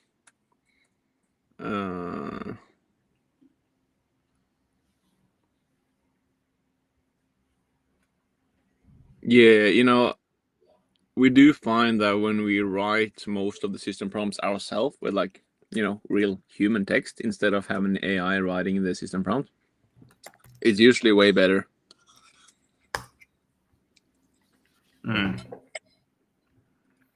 Yeah. what do you think is the main problem now? Is it that like the pipeline is just messy, or is it that it takes the like wrong embed recreate decision too often, or is it yeah? I feel like now the system is the image system is unreliable. Sometimes it inserts when it's supposed to recreate, and sometimes it recreates when it's supposed to insert. Yeah. And if you upload an image and then you say like, and then you have upload another image, and then you say like, oh no, this image in the top left, it has no idea which image you're talking about. So it's like it's just a bit stupid. It doesn't know, like it you assume that it should know, like no, put this image in the top right, and then if that, yeah, it doesn't really get it mostly. And if you ask it to like recreate this UI exactly, it might take like 60% of the image and then recreate 60% of it, and like not the rest. And if you then do a new prompt and like no, keep going, animated 100%, I don't know if it's actually like including. I don't know if the brain then goes to the image URL and includes that image into the new prompt again. Yeah. Because you would want to upload an image, and then 5 prompts later it's like, now take that image and put it into the button. And then again, then it's also with what I talk about, like description. So now you use the logo I uploaded earlier in this, or like the image of the. So put my logo in put like, you upload, the first thing you do, maybe you upload a logo, and then if you're like 20 prompts in, you're like, put my logo in the button. You should just like do it. I sent you a message on WhatsApp just showing like what the real logo looks like and like the recreation. So it just looks like a handicapped version of the real logo. So, I mean, it's a pretty good recreation, but it's just like these small details that just makes it looks off. Yeah, I mean, it's without the details, it's like, what are even the points? Yeah.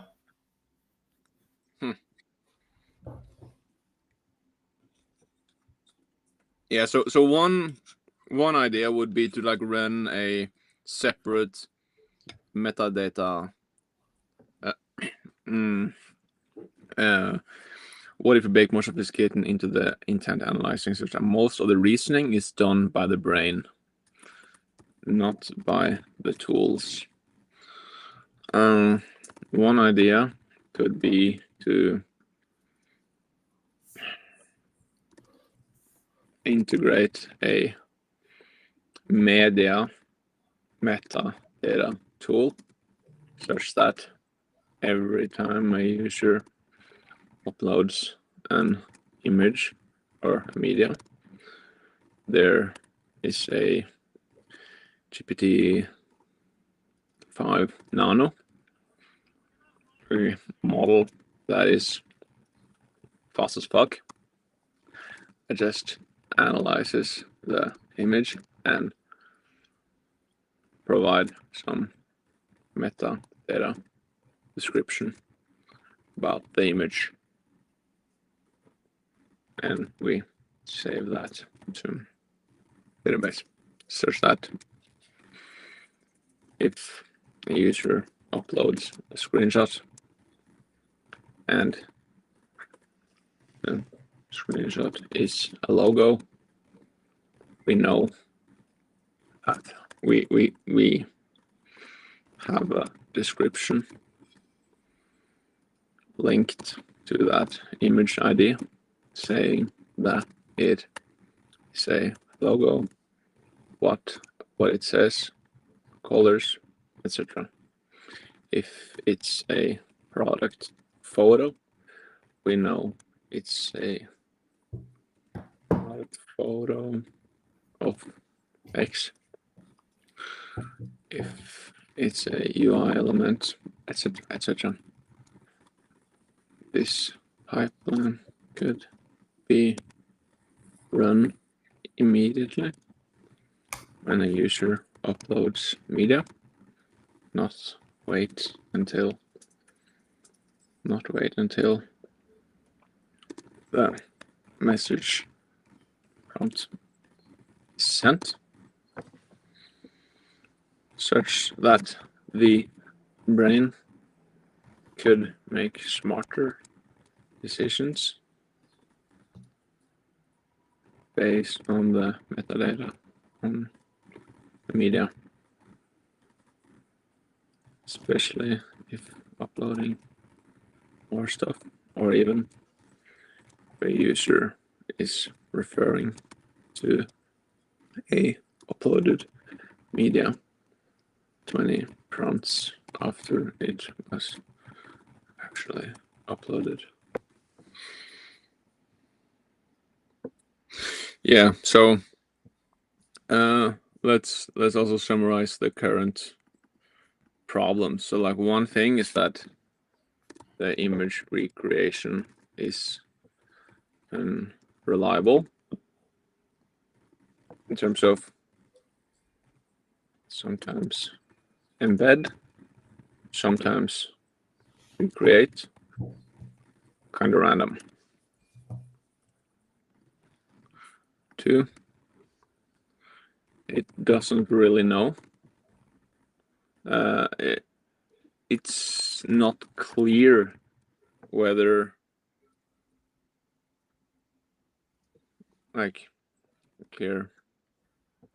if the system has access to previous images, media.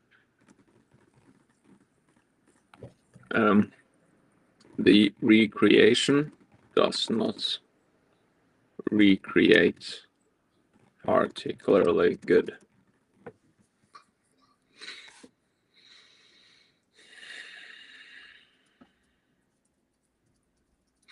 So like if you were to let's say you are the ad tool. You are the ad tool. And you are going to generate code based on an image, let's say, and then the brain tells you, hey, ad tool, I'm calling you, and I'm giving you a flag that says recreate. So that's all. That's what you know. And I'm giving you the user prompt,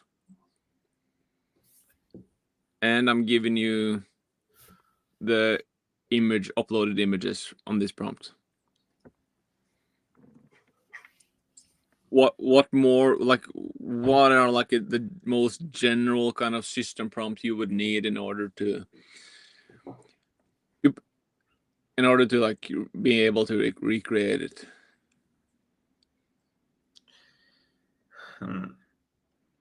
Yeah, of course, need like a detail. I mean, because you don't have access to the actual image, right?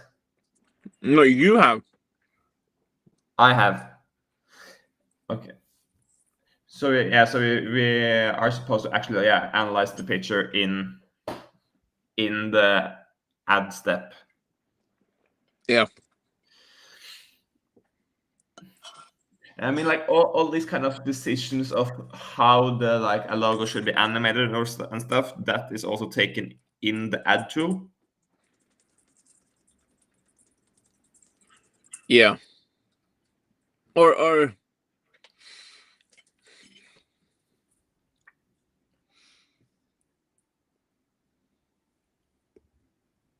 either it's baked into the ad tool, but then it also has to be baked into the edit tool. Yeah. So or it can be baked in somewhere else, and then the edit and the ad can just get that packet of context. Yeah. Because I mean, if you the best thing would be if you have like as few places as possible with like basically duplicated code for edit and add. And because if you suddenly like if you forget to change something and then you have like two of the same tools like behaving differently, so you end up in a situation where people just want to add things first so they can start editing because they like the edit version better and stuff, you know. So but I mean, couldn't we have like a separate function for that, and then you just like call it from both edit and add or something, basically? Yeah, so it could be if the brain chooses either add or edit, and if the brain are able to also say like a little flag that says recreate or embed, then depending on if it's a recreate or an embed, it could send like an conditional packet. So like if there's an insert, either the add or edit get this insert message into their system prompt, and if it's a recreate, they both get this recreate conditional system prompt. And that little system prompt can just be like some little like a strategy, or like, okay, so when recreating a logo, follow these steps.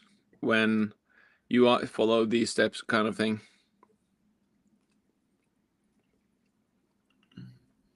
Yeah.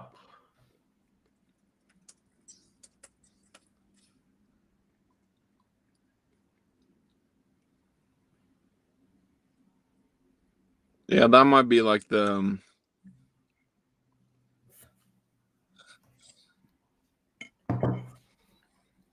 but yeah, the question is how much time would it take? How much additional time would it take to run this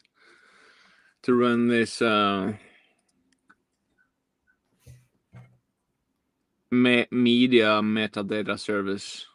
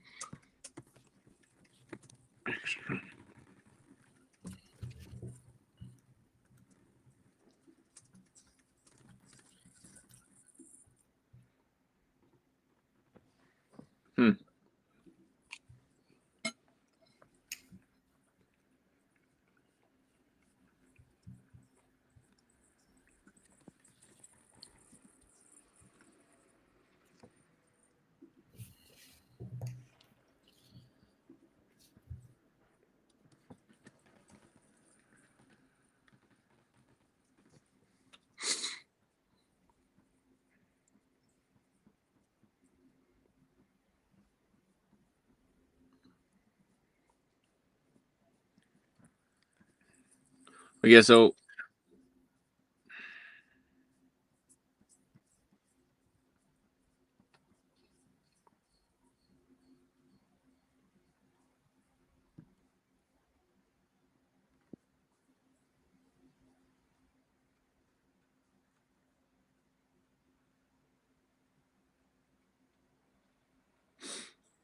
try to actually read the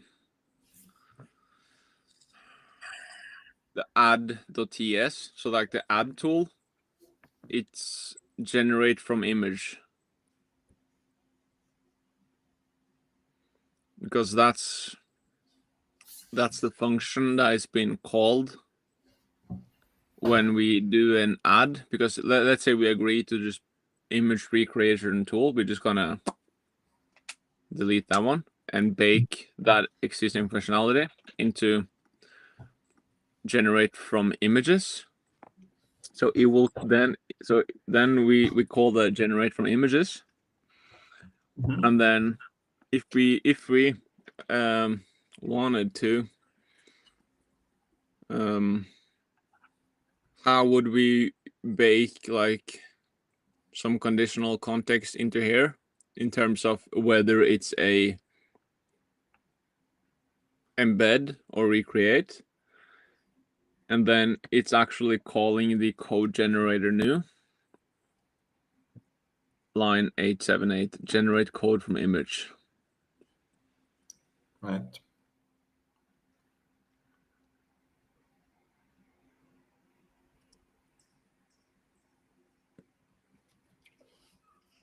Yeah.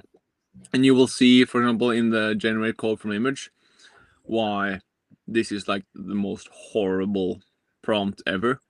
It's like animation requirement. First element, choose from slide in, fade in, and type on. And then second element must come in a different animation. It's not meant to like recreate, it's meant to just create a video. That sucks. Yeah.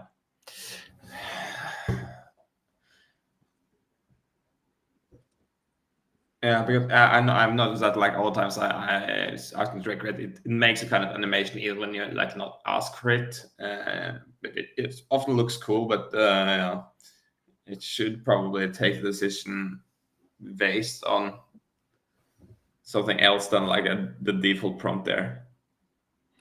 Exactly. And so the generate image recreation scene is inside the like the same as the add tool.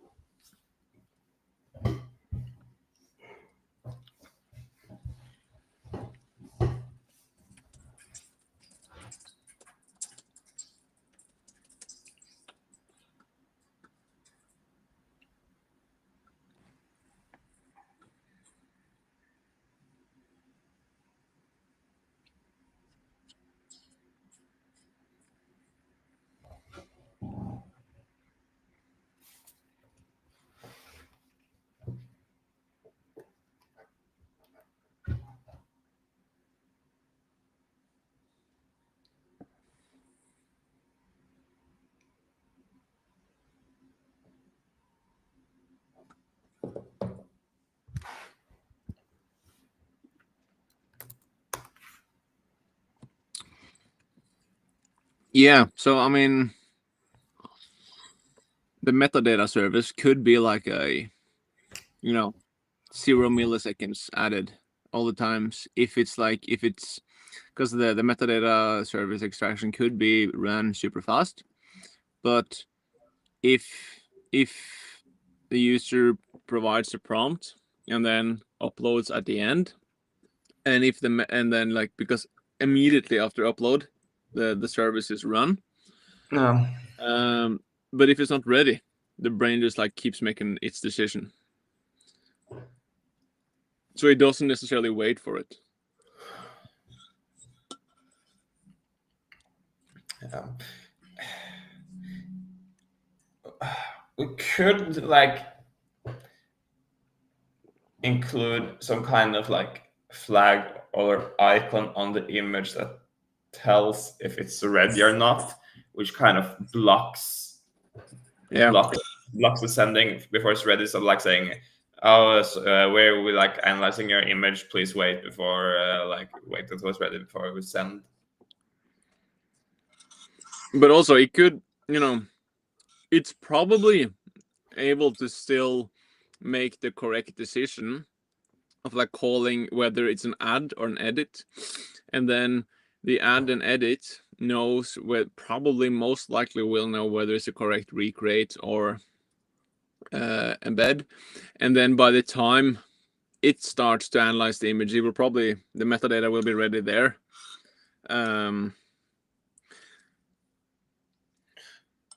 But when it comes to that point in the pipeline, does it check like the metadata from the context in the message, or does it go to the database and look at the metadata there? I mean, first and foremost, it would just like look at the image itself. But if it, but I don't really know either how that works. If it has 2 images, and you say like, put the logo on the left and the screenshot to the right. I mean, it would have to look at them and then know, and then Try to see what's happened if I do that now. You know, if I like ask in like different order of when I upload it, let's talk about the second upload first, and then okay, media.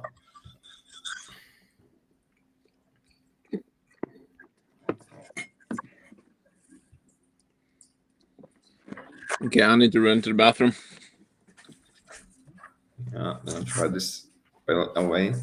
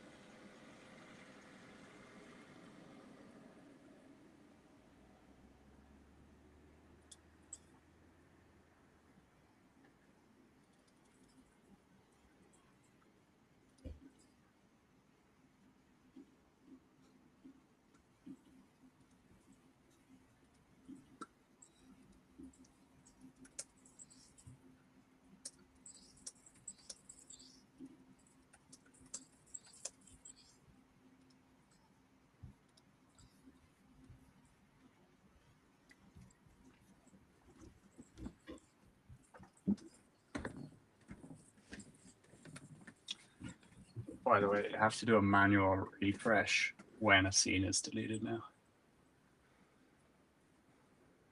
on the live side.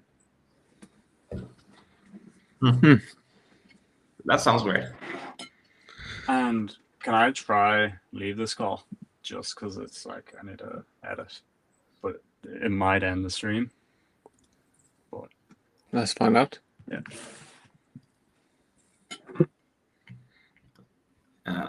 I tried the Marcus doing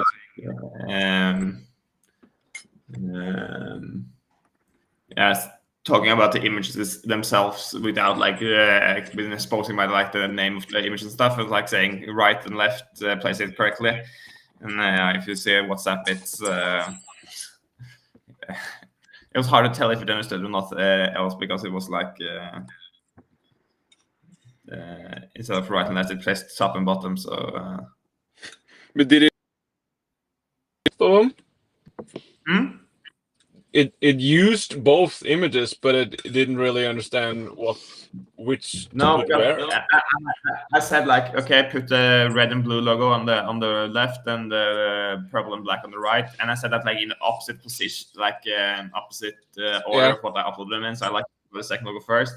So I was like thinking, okay, it will probably do like the opposite of what I'm telling, like placing the wrong logo on the right and left. But, it placed on top and bottom. But both pictures was embedded.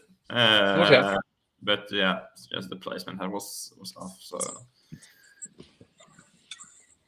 okay, but I think, but I think the strategy would be to bake the current image recreation tool into the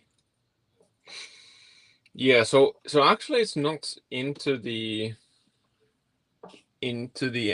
add tool, because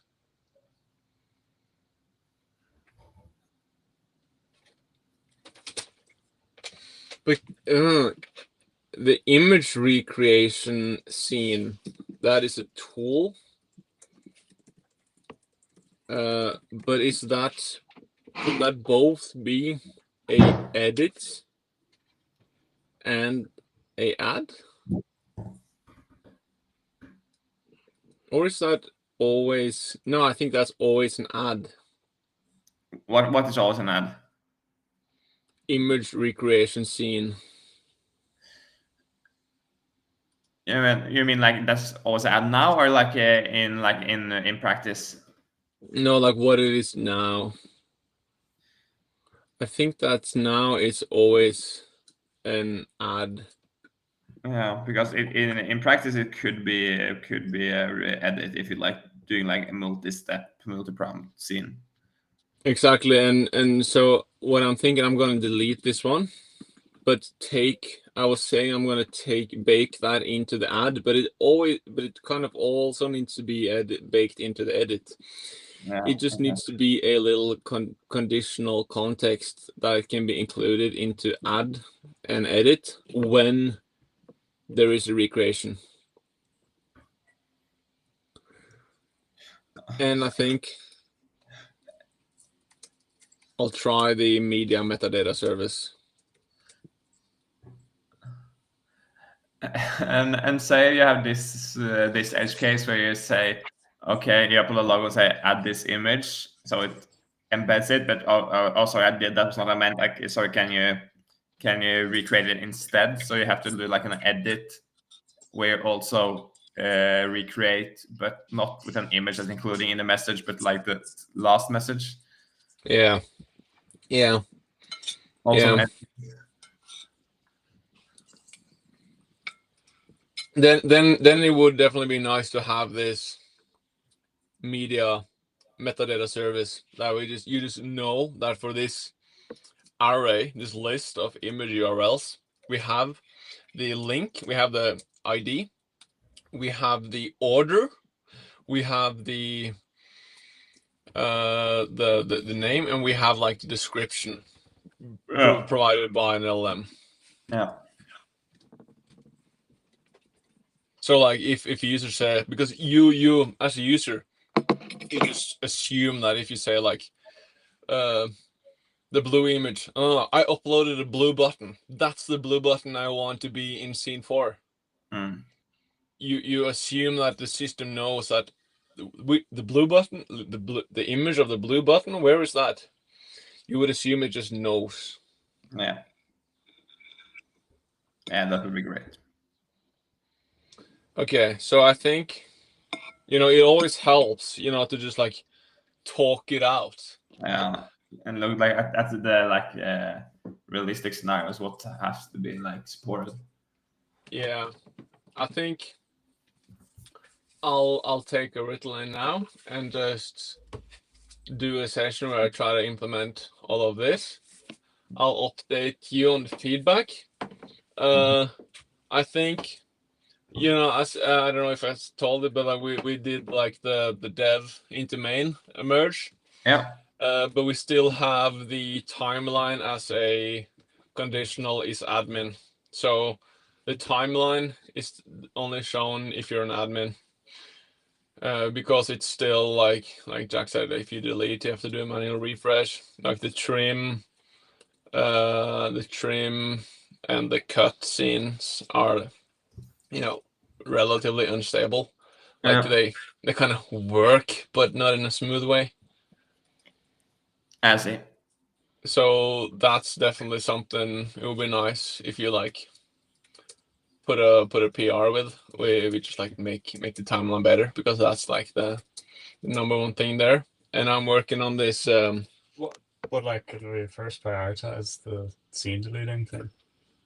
Because that's like, you can't really use it without that. Yeah, But- and I will do the.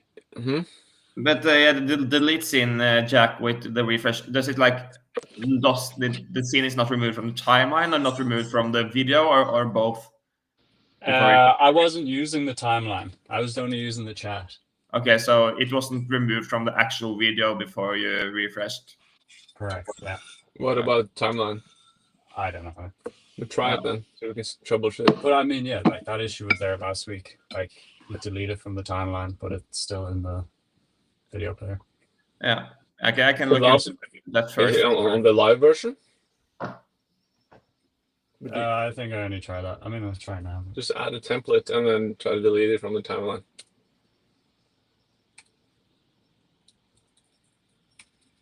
How do you delete now? Now it says you have to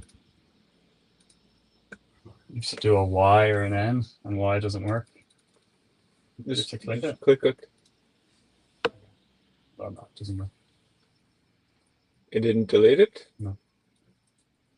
What video was it? It's. I mean, confusing because it's the same thing as the default, but Yeah. it said hi. All right. And And you refresh now, and then it worked. now it's gone back to the default too. Like that's pretty like urgent, and also the fact that you can't add more than one template without breaking it. I feel like that is. Yeah, I mean, I have a fix on that one, like a long-term fix on the reliability.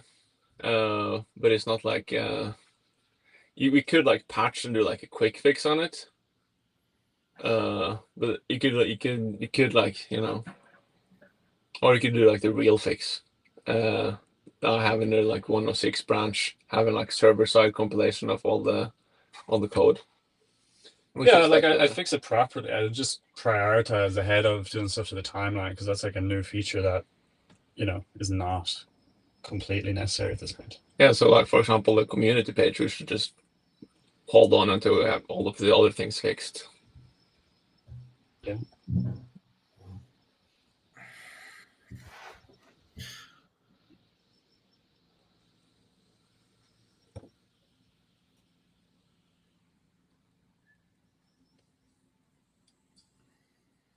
Okay, so I have been working the last couple of days on this server-side compilation where all the TSX code is compiled into JavaScript code on the server side. So like one time, and then it's saved in the database.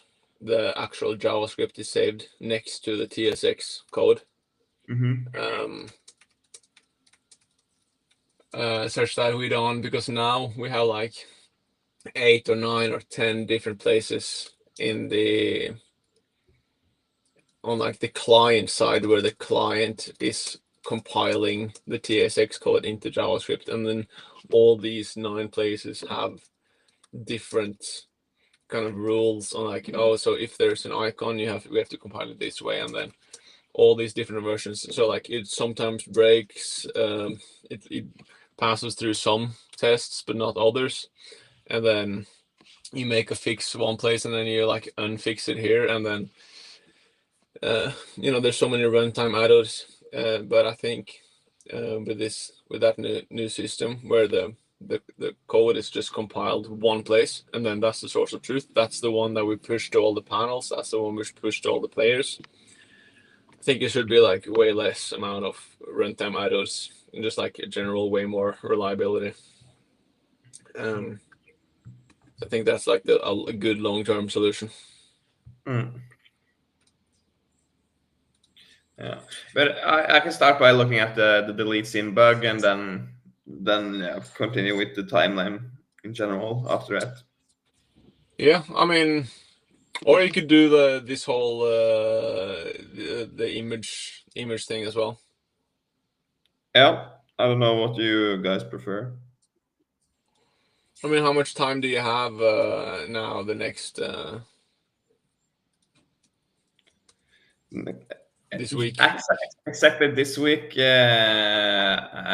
a bit more busy than the rest, so I have lots of time from next week. This week is kind of busy because all the things with the student organization having like startup things now. Is it Uka now?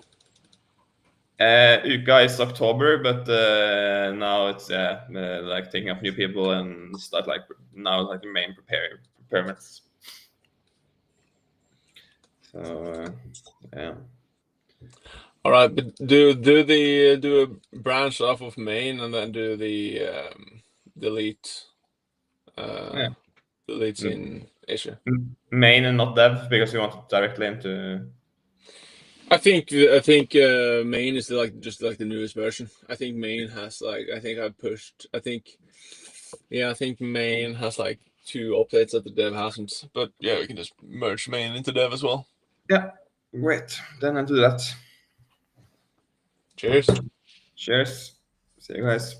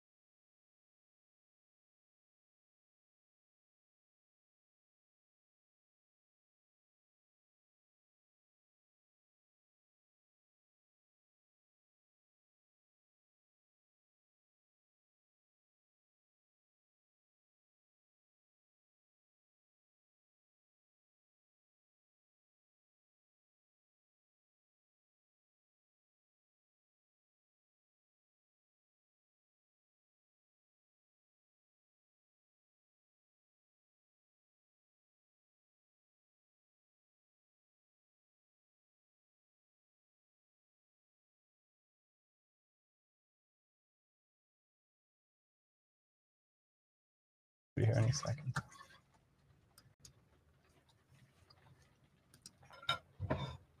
Wonder how many views have we been getting 21. yesterday, or I don't know. I just like this one right now. I just went in. Check. okay, so it's going down. Yeah, I mean, his first one was like 100. Yeah. Close to I think, yeah. Yeah, I mean, I wouldn't I wouldn't watch it if it was a Monday. I have like I got the Ravi. Robbie. But yeah, maybe like at the end of the month when you combine all the views, you know, it comes out to a number that's better than 0. Yeah, hopefully. You combine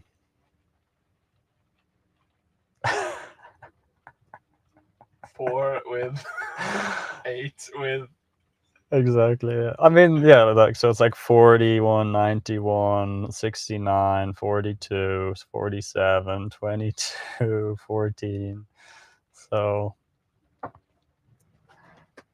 but the build and public ones seem to be performing higher. They're trending up, I would say.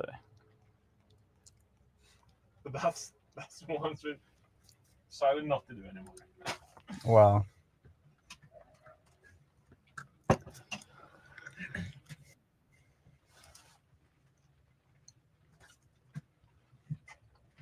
Oh.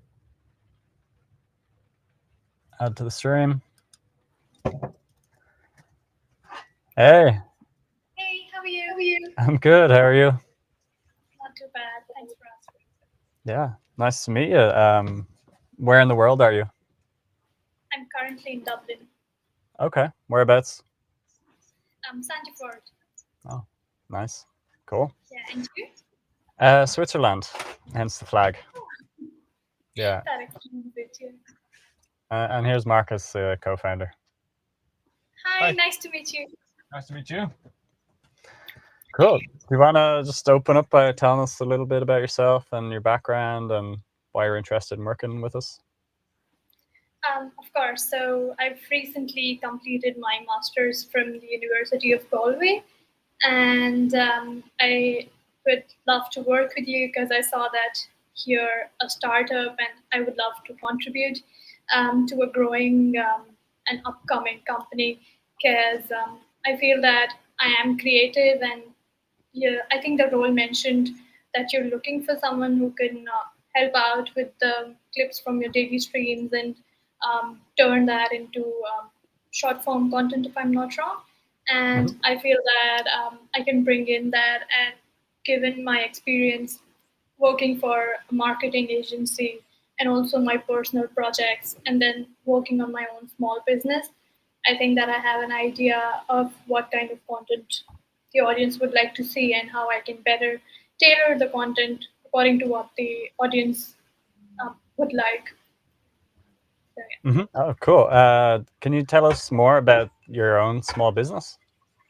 Of course. So I started a thrift store on Instagram, and so if I'm being honest, I started it out of boredom, but then it became my full-time job because it did pay well, and it turned out to be well because I was I was everything. I was the owner, I was the CEO, I was the sales rep, and I had to manage everything, whether it was packaging of the orders or promoting my clothing and community outreach and making sure that my audience feels heard and seen. So I had to wear multiple hats, and I really enjoyed that. Cool. And how's it going? Are you still running it? Unfortunately, no, but I did work on it for a good two years or so, and it was good. But then um, I I moved to a different place, and I couldn't continue with it, so I had to stop that. Okay, cool. And yeah, let's talk more about kind of the content creation side of things. And like, have you made much content before? And like, what tools you using to make it? Of course, yeah. So since before my undergrad, I have been making content for different kinds of brands and different companies, whether it's on a smaller scale, like working for NGOs, or on a bigger scale, such as my last role, where I was working with a marketing agency, and my role was to make sure that the copy that I craft is relevant to what the client wants, and then designing the content as per their needs. And of course, if you'd like to see, I have a portfolio link which I can share with you later on, so that you can have a look and get an idea of how is it that I work. Yeah, I mean, if you want to just share your screen now, and we can jump into it. Of course. So just on the specifics there, you mentioned, was this basically copywriting in the agency? Not just copywriting. So in the agency, there was a team of graphic designers and paid content managers, and then there was me. But graphic designers handled the more complex areas, but I managed most of the ad hoc tasks and designing content that needed to be repurposed or branding of a particular client. And because I actually enjoy working on the branding side, because I feel that it gives me a better idea of what a client wants and how I can better support their needs in the marketing scenario. Okay. And when was this? So this was last year from January to May, if I'm not wrong, and and then I started my master's in Galway. And during that time, I worked with a lot of brands as part of my university projects. So I had to design a lot of marketing plans from scratch for a lot of different companies and extend marketing extension plans as well. And as a part of my thesis, I made a whole document and an integrated marketing plan for repeat rings, which had some content that I had designed for them, and then content calendars for them, and making sure how they can better cater to the Irish audience. Okay, so I'm really interested in like the specifics. So, can you talk more to that? And like, okay, so you were making a content calendar. So were you making the images and the captions and tailoring them for each platform? Like, tell me about it. So yeah, if I talk about my agency internship, I had 5 clients, and they were all from different industries. So 2 of them were in the hospitality and the hotel industry, and one of them was for the hospital industry, and another was a software company. And they wanted to make sure that their concepts and their tools are broken down into simpler terms and engaging content for their audience. So I helped design that, and I wrote the copy along with editing short videos for them, so that they can explain to their clients what is it that they do, and how is it that they work, and what they can bring to the table. Okay, so what was the software company? Actually, they didn't want us to share their company details, because they didn't want to tell their audience that they were working with a marketing agency. So I'm sorry, but I can't really share much about that. Okay. All right. So then you were creating content. So like, walk us through that. What was your role in creating the content? Was it all of it? And like, what tools were you using to create it? Sorry, you cut off there. So you said you were involved in creating content for them, videos, right? Yeah. Can you talk me through more about that? Of course. So there were these demos that they used to put up for their clients, and it was my job to go through the videos and make sure I highlight the most relevant parts, which will better explain what is it that they do and what is their product, so that their clients on other platforms, they don't have to watch the whole video again, and they can share it again with their audience for better understanding of their products. and my job was to trim the videos and then make sure that I put them together in a way that made sense and distribute it in different categories as per the client's requests. And usually for that, I had the client's brief as to what is it that they want to highlight now, or what part of the project is it that they want to work on now. And then I would find the content as per their videos and demos accordingly, and then edit it and share it with them. Okay. And what editing software were you using? I used a mix of Canva and some Adobe tools as well. Okay. Which Adobe tools? Adobe Premiere, and I also worked a little bit on After Effects. And so After Effects, I'm a beginner, but I keep working on personal projects to better brush off my skills, so that helps as well. Okay. And tell me about Bazaar, and have you been using it? Not really, if I'm being honest. I came across it once. I saw the role, and I saw that, okay, this is somewhere I can contribute to, because I would love to see how I can bring out the best in the company. And I saw that since it's a startup, I feel that I have an inclination towards working with startups or newly growing companies, because I feel that it's better to work with startups, since me and the company we're basically on the same page, because we're trying to understand what is it that we can do differently in the market, or how is it that we can get our audience. And I think that's something I like about working with startups.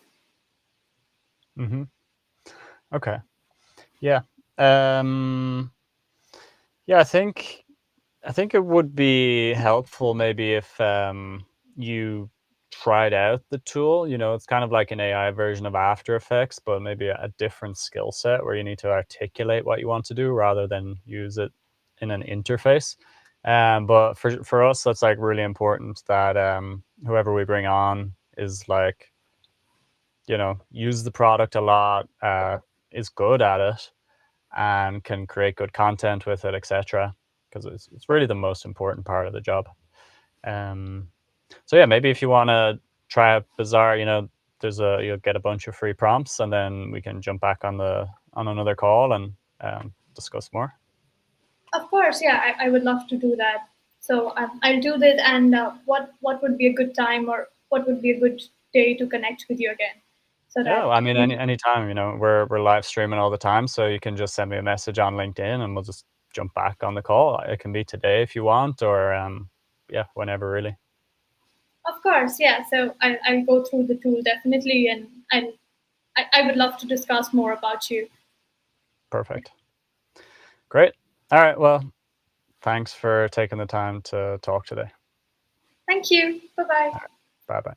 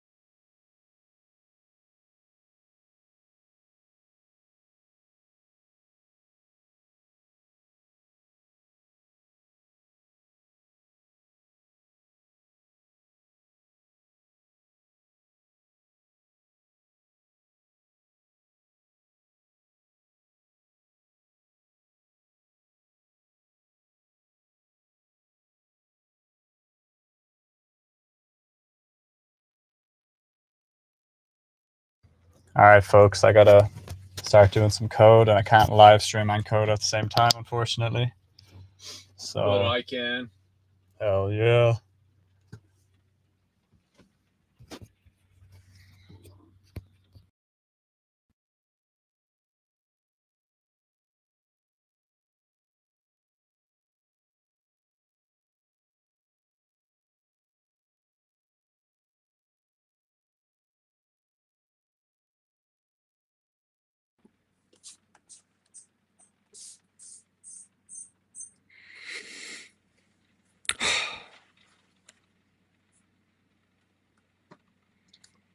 Okay, I'm gonna share my screen.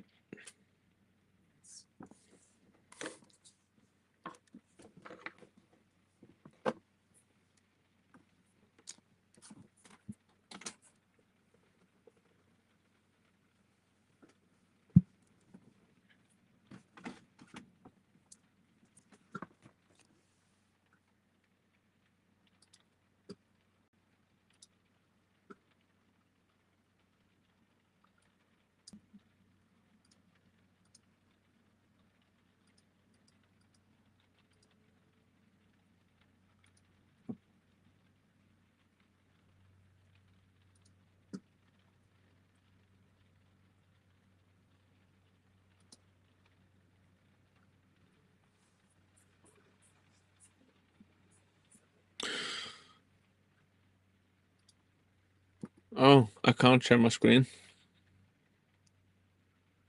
Since I probably needed, I don't have those settings. You don't have the settings, or you need to change the settings? Well, you know, on your right side, you could like click on these things and allow this and mute that part. And I click share my screen, but like that one is just like a guest now.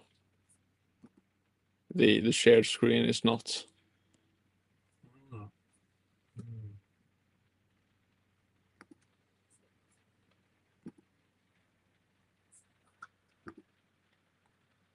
Oh. Nice.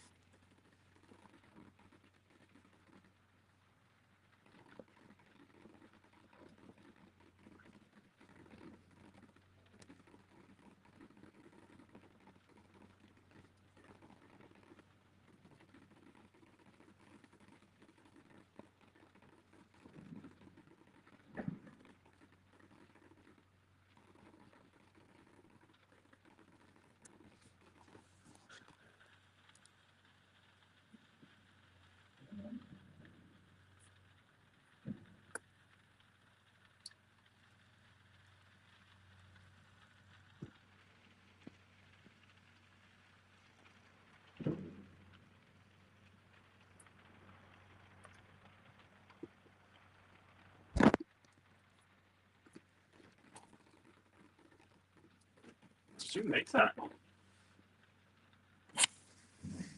No.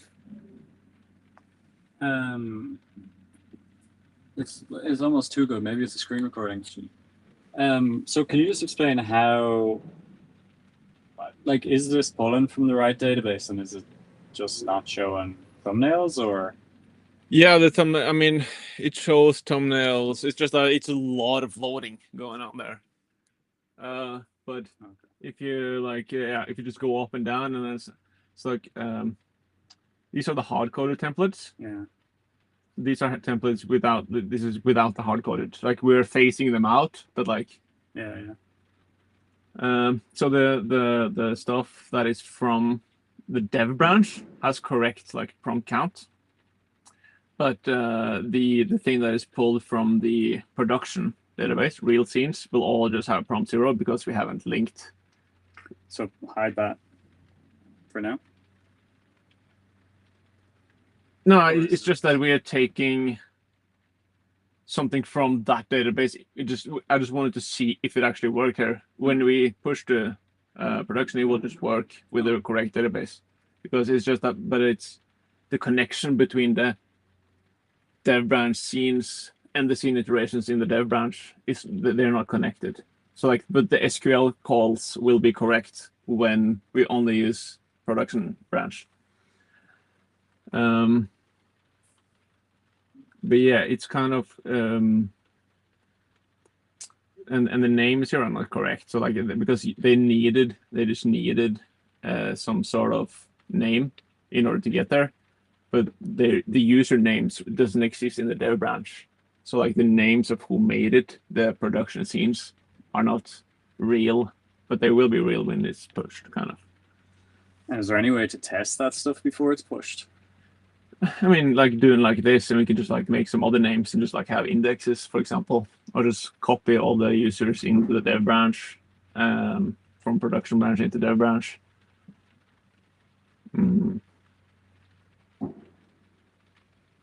Did you make this one, for example? No. No. So like then shadow is probably just like then one of the names used for like the production stuff. And this one had 2 scenes, and it's just like shown here. And then we can rate. So if we rate that one higher, it will like be ranked higher up. Yeah.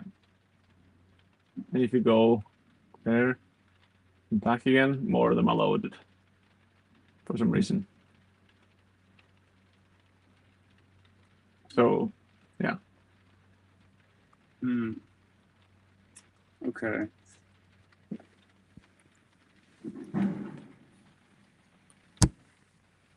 So I'm just like, where should I start with, like, you know, either fixing or removing things so we can get a minimum version online?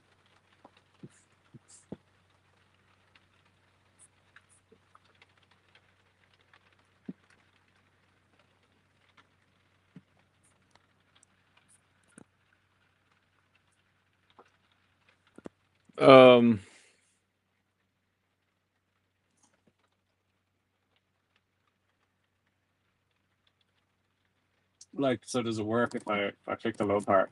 Will it appear in the design page? Oh, I haven't done no integrations into the project page at all.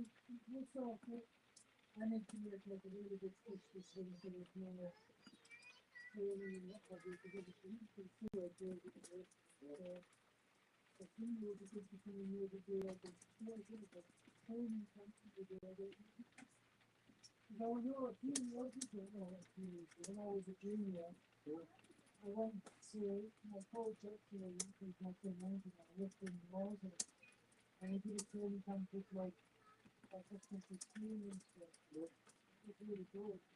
So I'm really isn't it your better in here? We have it just in people. Sometimes it works together. Yeah.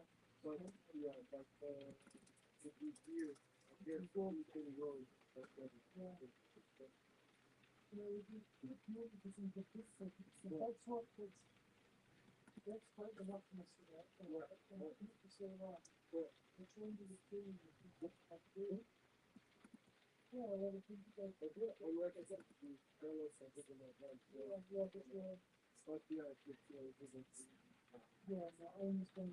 That's what's been like when we left. Because we don't really have a plans.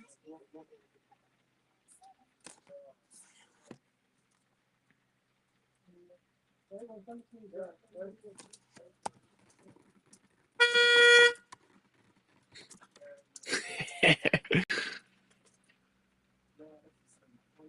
We see.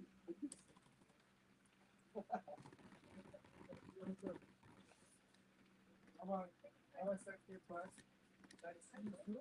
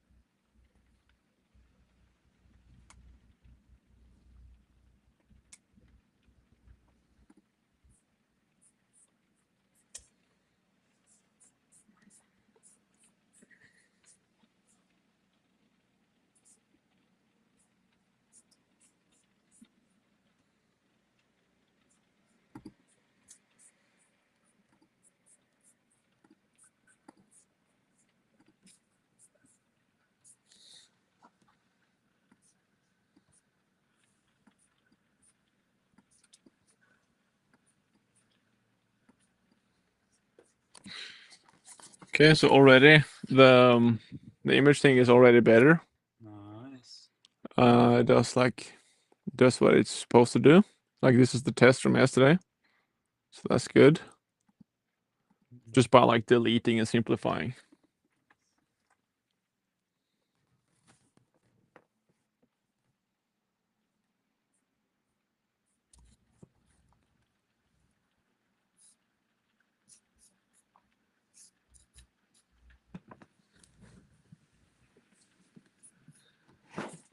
Ola has to be shadow,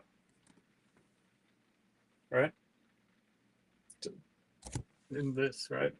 No, you think that? No, I think Shadow is just all the real users combined under one name Oh. from real data from.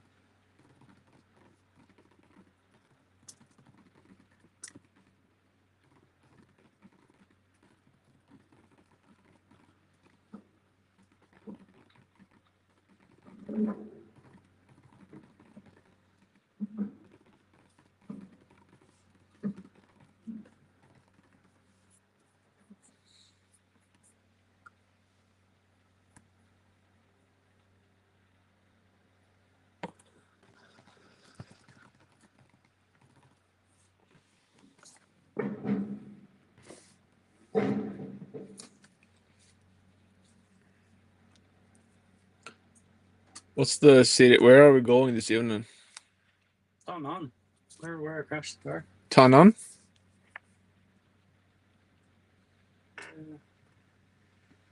There's 3 there. I don't know if all of them looked legit, but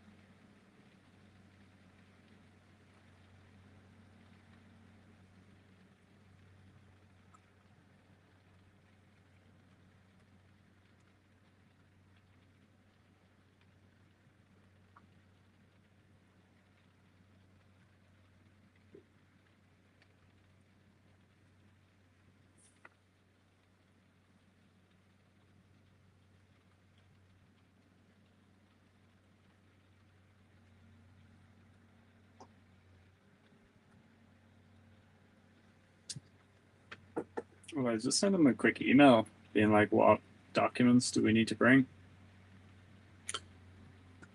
Just get some feedback on if it's actually possible.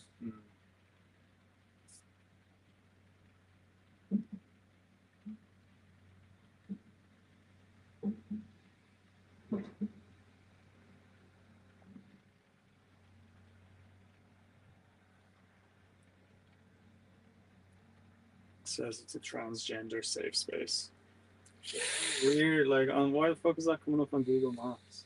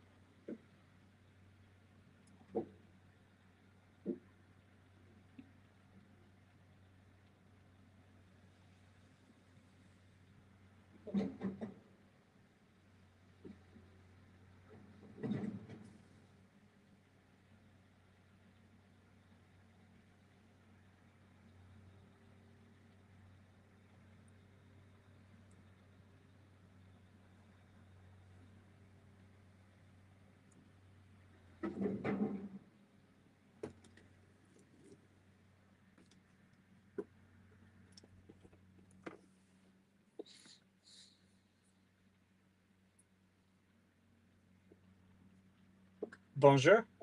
Parlez-vous anglais? Hi. Do you speak English? Okay. I will email. Worth a shot.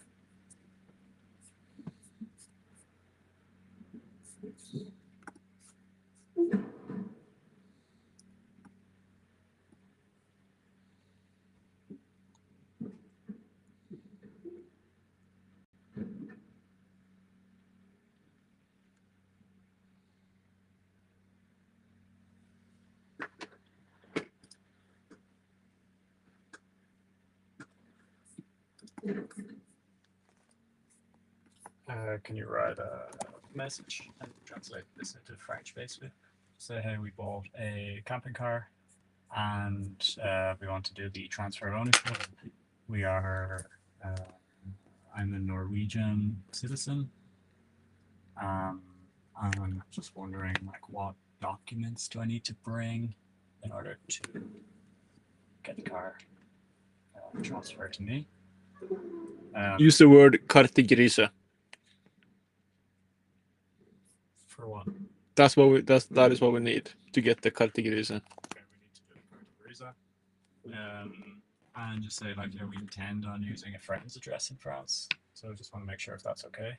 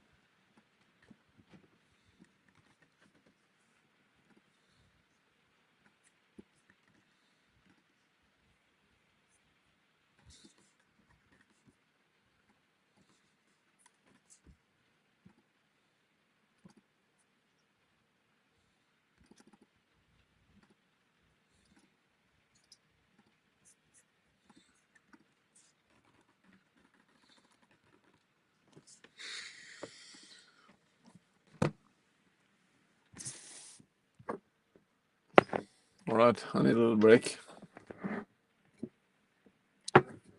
Probably going for a little run. Lovely.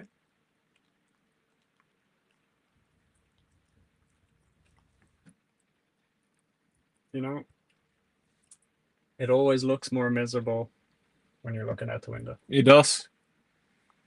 Just put on the rain jacket and put on some TVPN and boom. Yep.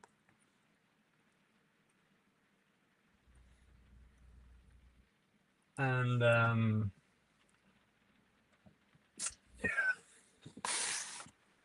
we can wait for dinner down there. Well, I mean, I assume we'll eat something before we go down, but just the question is, will I get anything in the co-op or? So you're saying you don't want burgers?